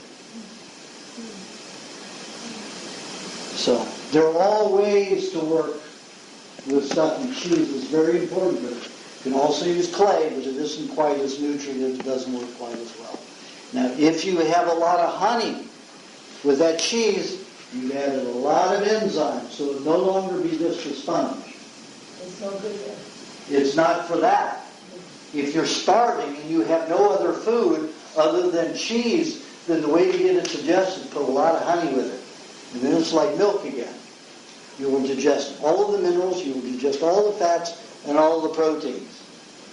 And it will not be a sponge. But it's a good survival food if you ever needed a survival food. How does that work? You recommend Honey and cheese. using the cheesecake recipe. I thought in a sponge with the cheesecake recipe without the crust has honey in it. Very little. Very little. Fill. Okay. You have most of the honey and sweet properties in the topping and in the fill, in the crust. So when I say for people to have their already equal, butter to cheese, they just make a cheesecake fill. Easy, it's already prepared. You just grab a couple tablespoons of the cheesecake. So that's what most people do. But they have the option of either doing butter and cheese together or the cheesecake fill. There's very little honey. Excuse me. Not enough to cause those properties to change. Okay. Okay, you eat your cheese and butter because you told me to do this. Wait 10 minutes, and then you said something about 25 minutes. Does that mean it takes 25 minutes? You're going to spend 25 minutes eating your meat meal? You don't have to wait that long. You can do it in 5 minutes. You can eat the meat in 5 minutes. But you wait 10 minutes before you eat the cheese and butter again, so when the poisons drop in, they'll be dropping into that last layer. Are you saying that you're taking 25 minutes to eat your meat meal? No, I just said no. I said you only have that. That's your maximum amount of time. Okay. Maximum amount of time. Okay. What happens if you're a slow eater and it takes you more than 25 minutes to eat your meal? Then I guess you better start washing it down with milk. Or a lubrication formula, some way to get it to slide right down. If you chew your meat, you're going to not digest it properly. We have the Tylen enzyme in the mouth. Hyaline enzyme breaks down sugars. And it's alkalinizing. If you chew your meat, you're not going to digest your meat well. The Inuit, the Samburu, the Maasai tribe, they'll take a huge chunk of meat, 3 crushes, and they swallow. They're healthier, they've got good open throats. We're so sickly, we have these tiny little throats. We want to gag at even a small thing you try to swallow. But you want to cut it in smaller pieces. So all you have to do is crush it 2-3 times and swallow. I've got lots of women who hate the meat, get nauseous every time they eat it, yet they can wash it down with milk so they don't even have to taste it or chew it. And it digests perfectly. 3 of the women that I have on the diet that moved toward health the quickest are those 3 women refuse to chew the meat, refuse to taste it, so they just wash it down with milk all the time. They allow themselves to get as healthy as Angeline, wherever she went, and they get healthier faster. What about the ground, when you ground meat is like cheese? Is it digest the same way? If you chew it, it's the same problem. Ground, you don't have to chew it, but it's not a good idea to get ground meat in the store, because when they put it through the grinder, it's high pressure. It's an electronic high pressure grinder. And they put it through 2 to 3 times. And what that does is it fractionates the fat molecule, homogenizes it. And it absorbs the protein. So then you can no longer use that meat to regenerate cells, for cellular division. So you get younger and heal. It's great for burning and it's great for detoxification. But it's a hell of an expensive way, especially if you don't enjoy the meat. Not a way to have the meat. If you have to put it through the grinder 1 time in a store, that's fine. I don't let them get near it. I'll maybe have it if I'm in an emergency and I'm in town, I get stuck in town, and I didn't bring enough meat with me. I'll go get some ground beef for a quickie, but maybe that's once every 2 months I may do that. But I get my meat, I take it home and I slice it, and if I want it ground, I cut it up into chunks, put it in my food processor, grind it for 3 to 5 seconds, and I have ground meat. If I let it run for 10 seconds, I'll have pate. Very easy. And there's no homogenation in that process, because in a food processor, there's no pressure. So the fat molecules don't get ruptured, split. If you have a home grinder that's electric, is that okay? That may be high pressure again. I see. You said... And you have to watch the metal. It has to be stainless steel. I see. So you want to be careful. A lot of those are made out of pot metal. And they're full of lead stuff. That's what I use the Cuisinart as my food processor. Okay. Do you have a question? Yeah, first of all, I noticed that, a lot more women have ovary tumors or something, men have the prostate. It has something to do with their genetics or their diet. Well, women don't have a prostate. No, I know that. But why does it go there instead of going on your neck? I think because everybody sits on their lead ass. What happens, the lead collects in the men's prostate, it collects in the women's ovary. Oh, because it's sitting there. Yeah. That's why the tumors occur more. Yeah, I think that's why we have so much lower abdominal, and the reason we have so much breast cancer and lung cancer is because we're inhaling all this pollution. My mouth is starting to get Another slightly thing is hungry. the thing about a beach, that somebody fell asleep on the beach and they died, but I mean, you're falling asleep, I don't know, did the sun make you into a coma? No, it couldn't. One of my distant relatives, fell asleep. It's this question, it's a statement, they fell asleep and they died of the sun. Well, the sun didn't kill them. Obviously, they had something wrong with them. Do you have a question, Jim? Yes, I do. To be brief, I'm not to describe an eye infection, but it's finally getting better because I'm doing what you're saying. So in another month, it's probably going to be gone. But what kind of maintenance program would I have?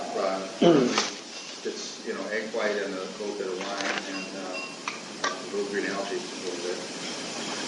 So should I just keep on doing that from here on out, or? I would do it probably for another year because you've got a lot of brain toxicity that's dumping out your eyes. When the brain, like I said, the brain comes out, the brain comes out your teeth, your gums, and your tongue. It does. It also comes out the ears and the earwax. I mean, the eyes, the tear ducts and the earwax. So if your tear ducts and your eyes are stinging, that's a sign that your body's dumping a lot of metals and toxicity from the brain out the tear ducts. You need to wash and flush those eyes or you're going to scar the cornea and you could lose eyesight. Okay? Yeah, for another year. Minimum of a year. That's how much I'll project right now. I'll see you in a year and see how it goes. Do you have a question for me? A couple of comments. Go ahead. Well, the first one came out from what he said. Now that I know that my brain is dumping out my eyes and my ears, Aajonus, thank you very much. I'm charmed. let me thank the host and whoever he is, and the host. Over here. Oh, there you are. You're back. You've been moving around. Thank you very much for this, and thank you, Aajonus, for all of your practical wisdom. I have one suggestion for everybody. It's sort of associated with the topic, and that's, of course, we're all dealing with our bodies. And I found out, because of a recent exhibit, just how many misconceptions I had about what's going on inside my body. There's an exhibit called Body Whirls. The first one ended, but it's over in Exposition Park at the Science Center there. The second one has come along. It's called Body Whirls 2.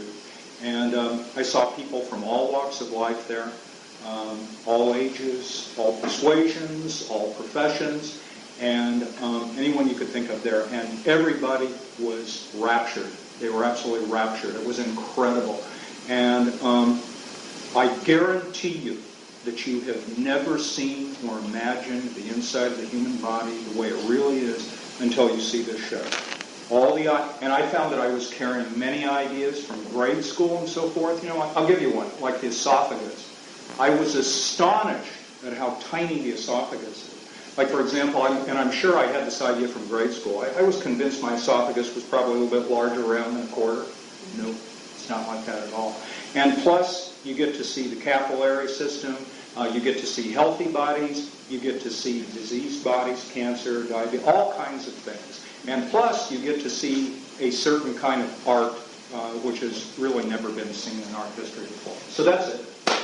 All right. Thank you. Where was this again? It's at, Exposition Park. It used to be called the Museum of Science. Near USC. Yeah, around there. Yeah. And Body Whirls 1 is gone, unfortunately, which is really too bad. Body Whirls 2 is there. It's probably through the end of March. But Body Whirls was around for months and months and months and months. And I went there twice, and it was jammed every time. And I was totally maxed out after being in there about 3 hours. So there's plenty to see. And it is really an education about what the body's really like. It's much smaller than you would have expected. You actually end up with very tender feelings toward it because it's so small and just You've the way got it's so designed. much in there. Yeah, it's true. There's a pregnant woman.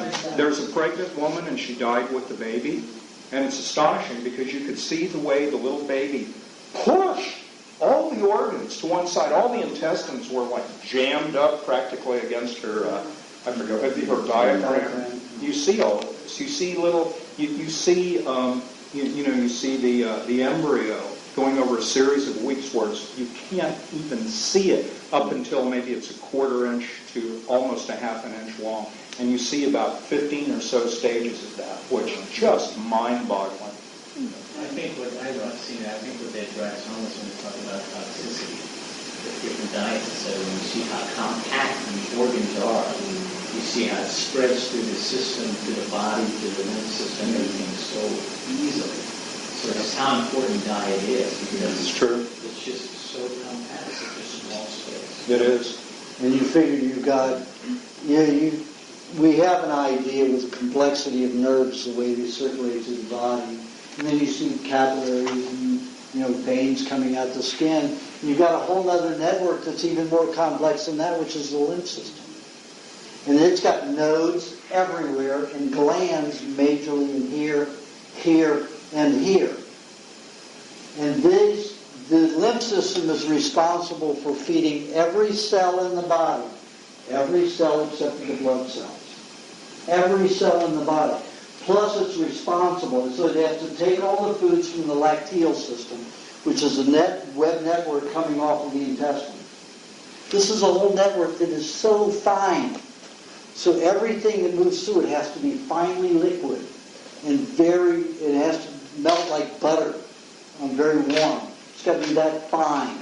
And it goes to the lymph system, and then the lymph system distributes it to every cell except for the blood cells, including to the nerves, every cell. Then it has to collect all the waste products and all the pollution. It has to store it in the glands and the nodes to break it down, to neutralize it, and then send it out the body. The lymph system is absolutely amazing, and it is the finest next to the nervous system. Quite complex, and it's all in this environment. So you can imagine, you start taking, magnetic properties that are free radicals, and they start clumping together. Even salt will clump together, and it starts blocking networks here and there. Even though, maybe over a week you may block 1,000 networks. That's 1,000 areas that will starve to death.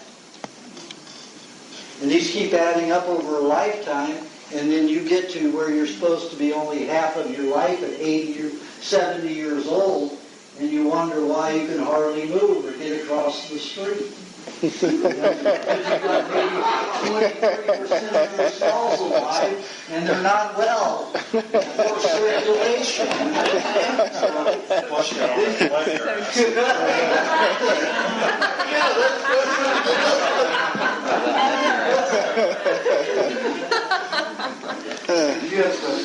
Yeah, I have Crohn's disease, and once in a while it gets, really bad. Does it affect your knees or your joints? No, but Okay. I have nausea and I lose a lot of weight and my constipation is diarrhea. It's a very low bacterial level. And that's what basically he had undiagnosed, so he was wasting away. But you can see he's certainly thriving in his life. No, I just ate I had, out of all the Crohn's that I've had, every one of them's reversed very easily within a year. And you have they ever had to be medicated after that? Never. Or just completely That's on it. the diet? Yep, completely on the diet. Well, I have some that did the diet completely for up to 3 years, and now they do it maybe 85%, and they still they never get Crohn's again. I'm not encouraging you to do only 85%. I'm an all-the-way kind of guy, but it's up to you. Would you satisfy? I refuse the Western medicine. Good for you. That would drive you in it. She's never been medicated. Her weight range anywhere from 65 when she was really sick to 120. 62. You were how was your I got down to 78. 78. This guy is 5'9". 6'4". No, yeah, 5. He's not even really 5'9". Not even 5'9". 5'8". You sure that didn't go up here? That aluminum right now. 5'8", 5'9". Picture is right on the website, anybody can look at it, see what he was like before. Oh, yeah. But he was 15 pounds lighter than that. Yeah, my pictures, I'm 100 pounds in the pictures. Yeah. I had the energy to take pictures. At 80 pounds, there were no photos taken, so just look at the picture and then say, okay, minus another 20 off that skeleton somehow. We're talking skin and just the nasty, you see the people on TV that are the But this side is very easy. I'm just, I don't like the chicken. Did you try the chicken ceviche? Fish and beef together. What about the duck? Yeah, and with Crohn's, I never suggested anybody ever eat red meat alone. Always with egg or with fish or with chicken. Always some kind of white meat with it. In fact, if you want to be on a balanced, really clear and more focused in your nervous system, always eat red and white together. Every meal. And, if I get stuck in a restaurant where I only get red meat because I don't like whatever fish they have, and I won't eat chicken in one of those places at a restaurant, I will eat eggs with my red meat. And that helps balance it a bit. Which restaurant? You order raw? You order raw in the restaurant? Oh, I order cold on a cold plate. Which Yeah. restaurant is that? Yeah, any restaurant in California. I take the law. There's a law that says that they have to serve it to us if the patron asks for it. Wow. Other than well done. So it means raw any state. So I take the law in with me in an envelope. And if they question me for it, I have it highlighted and passed it to them. And I said, if you want me to own this restaurant, refuse me. I say it jokingly, but I'm always concerned.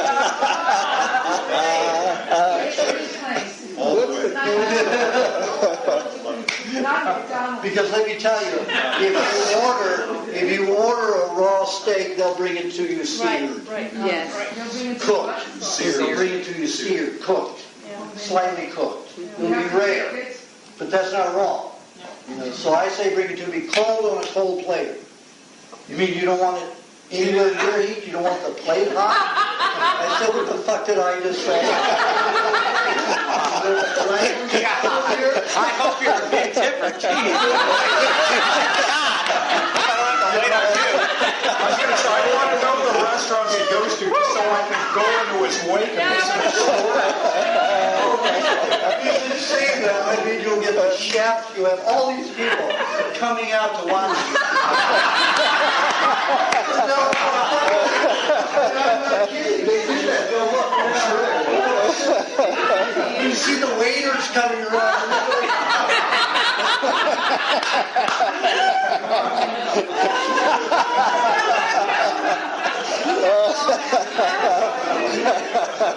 And I go, Just what Twiggy missed out on. In 1992, I was on the Mo Daphne show. Does anybody who knows who Mo Daphne is? She was a famous comedian. She did a show with another one. It was a two-movie show. She got her own talk show.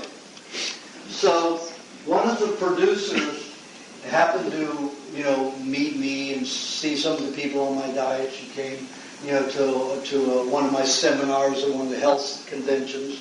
So she got me on the show. So what they did was they set it up really nicely.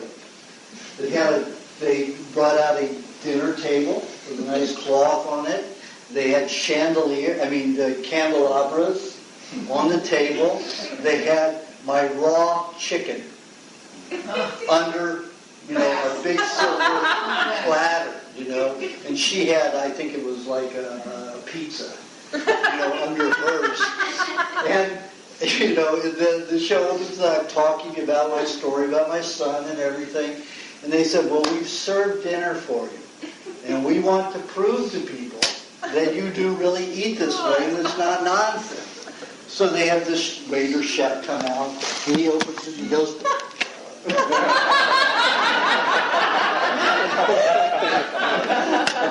he's doing all these funny shenanigans, And they didn't bring the proper knives to cut it. So I take the leg and I'm ripping it off this thing, and then I start eating it up, ripping it like this with my hands. And then everybody's like, so I just handed this, smiled, and offered it to everybody. And then we just went on, and I kept eating while we're talking, the rest of the show. And everybody calmed down because they were exposed to it. That was the best show I ever did because they handled it well. They did it smartly. Was that a local channel? It was a national. Mo Daphne show was a national channel. What was the code section that you used? I don't remember. If you email me, I'll tell you what, I'm going to email it out to everybody. All right. So you're on my email address. Look out, Do me a LA favor. restaurant. Do me a favor. Who wants to email to me to remind me? Okay. Well, let's get one person. I don't want to Okay, you email me. I will. And email me and I'll send it out to everybody. But that's only in California. It's a California law. Optimal@earthling.net. If you... Yeah, but they don't know in Milwaukee. What do they? Yeah. It says California Health Code. But, you know, they can take it to their, you know, because in 1996, no, it was 1999, they outlawed raw meat in restaurants and fast food and pre-prepared delis. Outlawed raw meat. And they didn't tell anybody they were changing the law. So the law changed on January 21st of that year. That put sushi restaurants out of business. It took Caesar salad off the menu because of raw eggs in Caesar salad. And it took ceviche off. It took steak tartare, carpaccio. I mean, the restaurant industry went up in a fury. There has never, ever been in the history of California a law changed in a 5-month period. That one was changed in a 5-month period. Because the health department couldn't prove that raw meat was a danger. And linked to any epidemic of food poisoning. So they had to reverse it. The lawsuits that came down on the health department and the Senate and House of California was astounding. And let me tell you, the restaurant industry restaurant industry in California is all powerful. Very powerful. So, anyway, you take that with you if you're in California and you can get served raw meat.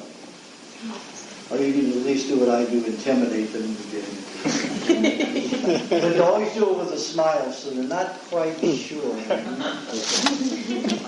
go to a Baja Bar in Promenade and I make them to make it raw for you. Well, the Baja place on the Promenade, there's also Logo, the Italian place.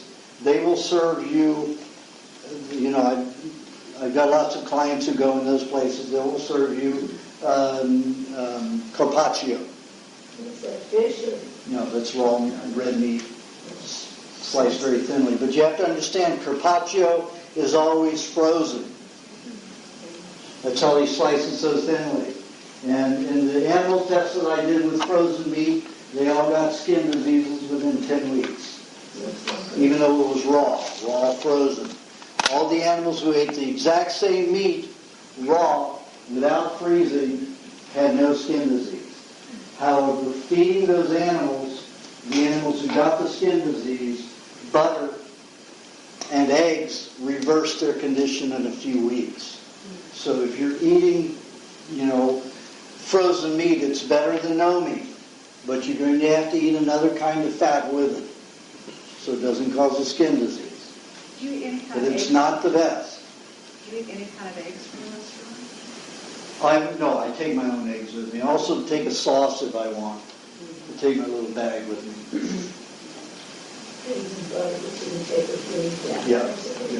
Also at a Lebanese restaurant, there's a dish called kibinaya. Kibinaya. Yeah, that's really good. It's like shredded ground lamb with olive oil and pine nuts. They do put bulgur in it though. Yeah. They put in what? It's a typical Bulgur, cracked Lebanese wheat. dish. But you're going to have to just put the pine nuts in it and leave out the bulgur. It is good though. Yeah. It's one of my favorites. You have a question? Yeah, Aajonus, I've had a couple of auto accidents over the last 4 years. And your automobiles are sick? And I have neuromuscular damage in one stick and I have kind of introduced your diets and I've read a couple of your books and for the last 3 months probably been falling 80 to 85% of my under a detox diet cookbook. So I want to know if there's specific suggestions. What book? Or not cookbook. That's a big one. Still being documented. So, is there any specific suggestions you can make that might speed up? Well, don't follow a detoxification diet. What you need to follow, what I recommend that you follow is either eating plan 1 or 2. You look like a 2 to me. Meal plan either 2. Eat the whole foods. A year ago, December, some of you may remember that I got hit by a crowbar in the mouth and got mugged in Bangkok. And they broke the bone all the way down to the bottom, from here to here with these 3 teeth. And they knocked it under my tongue. The dentist said that there's a hose of nerve that goes along the bottom and all the teeth are attached to it. Mine was completely severed on both sides of that bone, that it would never regenerate. The bone was so crushed that it would never regenerate. It would atrophy in my mouth, and that I would get a brain infection and die. And I said, you do not know me and my diet, and I want you to pull that bone back and forth. I don't care how long it takes you to do it. It took me 2 hours in surgery to do it. And I didn't go out on the gas. I let them do a little note, I'm sorry I did that.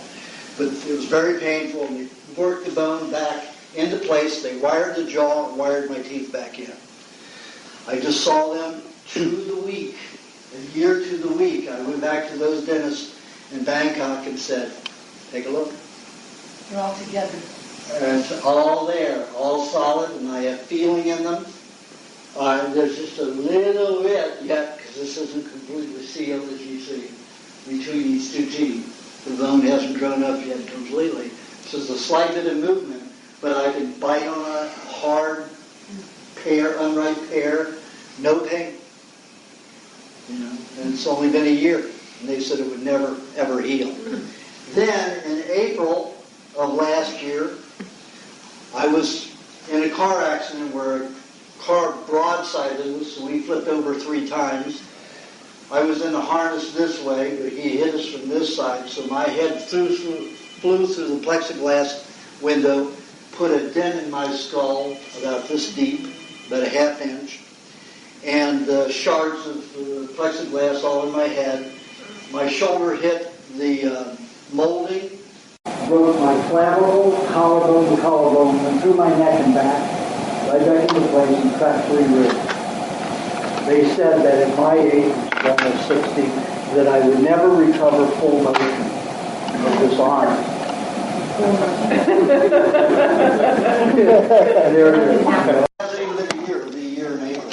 So, but it was very painful, and I was in a lot of pain for about 10 months.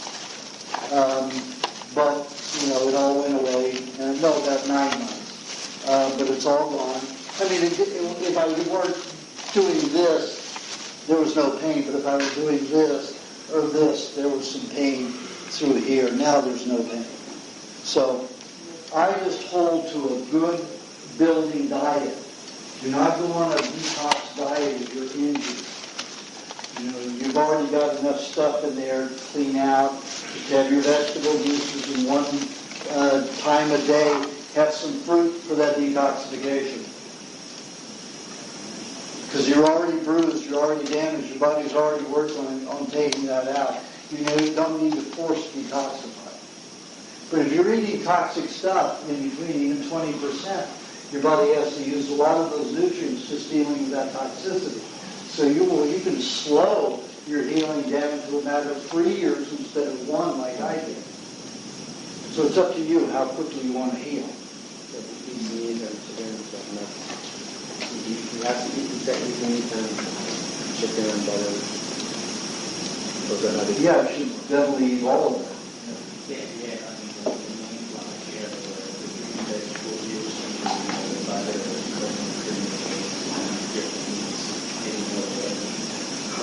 It depends where are your bones damaged, or cartilage damaged, or your muscles. Yeah. Then that's mainly white meat, so you need to eat about 50-50. if, let's say, you know, like my ribs and all this right here, my body used all of this muscle to rebuild this area. This lump here where the clavicle broke was as big as a softball. My body built its own cast. As it gets stronger and stronger, it gets smaller and smaller. You know, see the other side, there's no lump there. But this one is. But can you imagine? 10 months ago it was this big.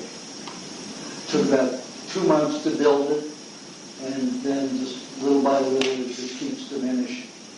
Did you get extra? No pay. I allowed them to do 2 x-rays. I mean, they jackhammered that car apart to get me out of it. And you know, I thought I was in so much pain, I thought that you know, the bones were out of place and I wanted them in place. So I got to the hospital with, you know, I had a concussion, a pretty bad concussion. And time, I was hallucinating and everything. But I forced myself, as soon as I got in the hospital and got off a gurney, I was in a wheelchair. I forced myself to get in a wheelchair because if I were going to tell them they couldn't do this, they couldn't do that, they couldn't do anything, they would think because of this head injury I was out of my frickin' mind, and they would go do it anyway. So I needed to let them know that I was conscious, so I let them take care of everybody else. So I kept saying, take care of him, till I got myself pretty well focused and grounded, and I knew my brain was working, so I wouldn't be incoherent about anything. So then I said, you get 2 x-rays, shot from this side, and that's it. Can't do it, don't do it. But you get 2 shots, and that's it. So they did 2 x-rays. And I had them turn it down to the lowest level. And you just tell them, remember, you're the boss. You're paying them. And that accident, I think, cost me $12. The dental surgery here is dental surgery, 2 hours in dental surgery with 2 dentists and 5 assistants, $117. Wow. Pretty easy. Here would have cost me $30,000 to $50,000. Oh yeah, I had stitches up here because they hit me with a board and whacked my eye. And all this was ripped open all around here, so they had to stitch that over there. There was another detail about that second story that I remember you said before that impressed me a lot. And maybe, you know, correct me, of course, if I'm off, but as I recall, you said you wanted something like that to happen. Yes. You were looking for that to happen because you wanted to see the measure of the diet, what it could do, and so forth. And if you what had happened was the so summer prior to this, that December where I had mugged, I was writing my detoxification book, and I'm talking about how to handle the medical profession, what's legitimate, and how to take care of yourself. And then I'm saying to myself, I've had no experience of having a bad accident in a foreign country. What the frick do I know? You know, so it worried me for 3 months. So sure enough, 2 months later, I materialized the first one. And then it was, this is only one experience. So then I got another. And I said, okay, I've had enough. I've had enough knowledge. I'm wise enough. I know what to suggest to people now. So I got what I asked for. Yeah, that's a good story. Yeah. But that's the same with my whole life. I remember choosing all these diseases and all this before I came into this life because the human race was going to become extinct the way I saw it. Most of it become extinct. And the only people that would be living would be just the primitive tribes people again. And I thought that some of us should live and take our stupidity and make sure it doesn't happen again. You know, our industrial stupidity. So I decided that the only way that I would know how to get the body back to health was to experience almost every disease that everybody has. So it was a choice before I encountered. What's going to happen when the government whacks you? Pardon? What's going to happen when the government whacks you? It doesn't happen that way. Oh. Okay. So, you have a question? I do, actually. I've been in respiratory detoxes and converted. Yay! I get excited. But they seem to linger, but maybe that's not. Can you describe if this is good or bad or should do something else? I still weeks and weeks later, I'm still coughing up a lot of infected-looking stuff and picked up some of my nose and stuff, mostly in the morning at night. And am I doing not all the right things to get some coughs, or is that one? Well, Kimberly has cancer of her right breast. And it's quite hard. It's quite hard. Well, you asked the question to let into it. Okay.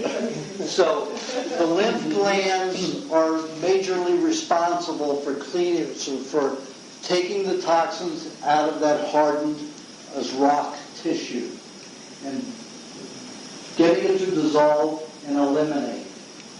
These glands are taking effect because a lot of these glands are damaged. These glands are hardened. They could no longer work. None of them can work as long as they're in a hardened environment. And the vegetable oils, all that stuff, are what cause the problem. Cause lack of circulation to the area. Dead cells accumulated, kept hardening. And that's mostly what cancer is in this day and age. I mean, you have the basal cell cancer, which is constant seeping and dissolving a tissue, and then you have the other type, which is usually called squamous cell tumor, which is very hard matter. And the lymph glands in her throat have to help this situation because there are not a lot of live, active glands down here that can do it all. So it's going to come up and dump out the mucus. So as long as you're coughing up mucus, I'm very happy. I'm very happy. Because, just remember that the mucus, if it's clear, you don't have any really dead cells, and you're maybe cleaning out metals or something without dead cells, many dead cells attached to it, or white cells or fatty tissue. Then when it goes white, you know you've got a lot of white blood cells in there. If it goes yellow, you know you've got a lot of dead cells and fatty cells in there. If it's green, you know that a mold is helping you, like gangrene help dissolve that. If it's yellow or white, it could be bacteria or parasite discards.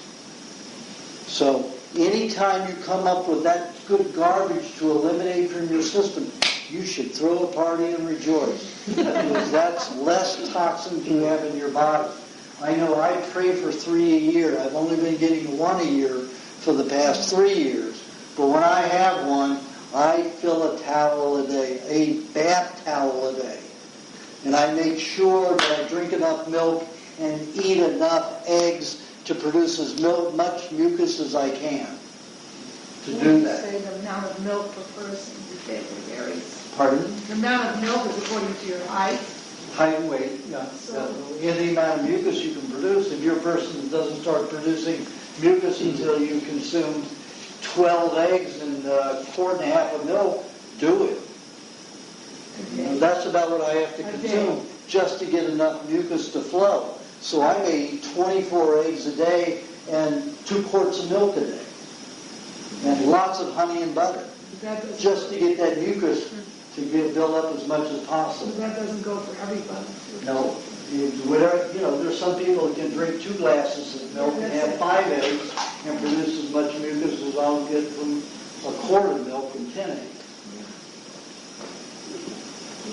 So if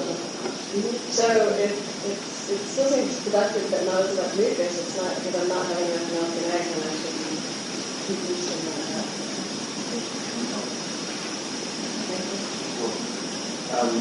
My mother, she had chemotherapy about 10 years ago, and then 2 years ago. I can't get her in this diet, but it's like I just buy her butter and cream, butter and honey. It'll be definitely helpful. But even if she eats it with bread or that has to be... It doesn't matter. Any way she gets it will be helpful. How about making a milkshake? My parents were going to die. Both of them were going downhill, especially my mother, about 23 years ago. It was about 82. And she was having a gallbladder, spleen removed, all those things every 2 years she was going through it. So she was on her way out. So I talked to them first time in my life, talking to them doing 50% of the diet. So I got them to eat the raw cheeses, the raw butter, eat the stone-pressed olive oil, and eat raw eggs blended with their orange juice. They always had orange juice, couldn't talk them out of that. So I had them put eggs in their orange juice with some raw cream. They're now, this is over 20 years later. My mother's 85, 86 this year. My father will be 89 this year. So even though they've only done maybe 30 to 50% of the diet, it's good. They were from a generation who didn't have vaccines. My father was raised on a farm with raw milk and all fresh products. So, and my mother, of course, there was no forced pasteurization until 1947. So, till the year I was born. I said, we're going to get that Aajonus kid. We're going to make sure he gets the worst shit we could give him. Powdered milk. Condensed powdered milk. That's creating diabetes real quick. So, anything that you can do for an elderly person will help. I mean, it will do nothing but help them. Even if you can get a little raw food into them. They're of that generation. Our generation, they may have to do a lot more, to make it a significant enough change. But honey and butter is a good start. Very good stuff. Actually, I did that with nurse's mother. Pardon? Remember nursing? Yes, nurses. Yeah. Mother, she's also in Syria and really helped her. Yeah, definitely. Okay, folks, we went around the horn, and I'm sure we're way over 2 hours. Oh, I'm sorry. I couldn't decide. I have like 3 questions. Circumcision, Pick cell one. phones, and... Well, I don't think you have to worry about circumcision. You fooled me. Well, let's pick that one. That's a controversial one. You want to pick circumcision and you're not a man? Well, if I have a son, when I have a baby, I don't think I will, but why is it the Americans are the only one doing it and the Jews? Well, it's a Jewish practice. Yeah, I know that. Entirely from the Jews. Yeah. There are some native cultures that still circumcise, but what happens is, if you're on a toxic diet, sometimes you'll put out a lot of, normally the urinary tract is not a waste port. It's a port just to thin the blood or thicken the blood. If we drink something, we thin the blood, we can stay cool. Just like taking red blood cells, or infusing the red blood cell, the bloodstream with red blood cells are removing it. It's a way to cool and warm the body. The urinary tract is basically the same way. Because if you analyze the urine, it is identical to the bloodstream, except that it has some ammonia produced by the kidneys, and it doesn't have many red blood cells. So the kidney, what it does is it filters out the red blood cells from the serum and allows you to get rid of water.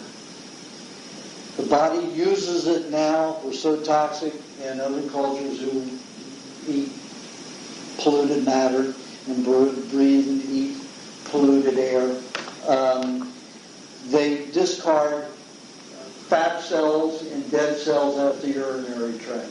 If that collects, it starts stinking. Because there are molds that will get in there, there's gangrene that will get in there, and it causes stench, and it will cause some sores if the tissue isn't healthy.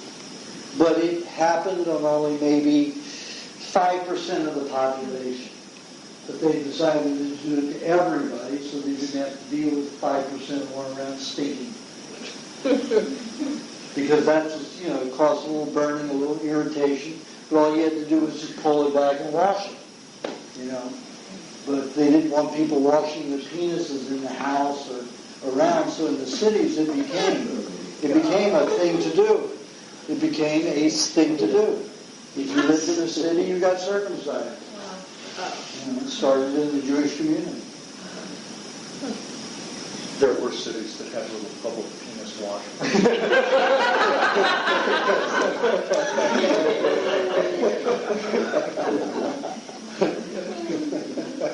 But it's definitely not necessary. I mean, if you're in a bath every day, you'd not be circumcised, cleaning every day. But back then, you know, you had to haul water for how far? You know, so they didn't want you sticking your penis in the water. Clean it. Somebody had to haul it a mile. You know. So that's why circumcision. But it isn't necessary and it isn't good. It causes a lot of premature ejaculation because it causes the penis to be too sensitive. And that upsets a lot of men and upsets a lot of women. Premature ejaculation. Piss the women out. Come to that. So it's circumcision is not a preferable thing to do. Unless you live in London back in 200 years ago, 500 years ago, 600 years ago. Okay, I guess we got everybody. Before everybody goes, I have some buffalo. Oh, one more thing. I need places to hold these potlucks every 2 months. Anybody who wants to, produce one, let me know. Email me. Okay? You can use this one whenever you want. Okay.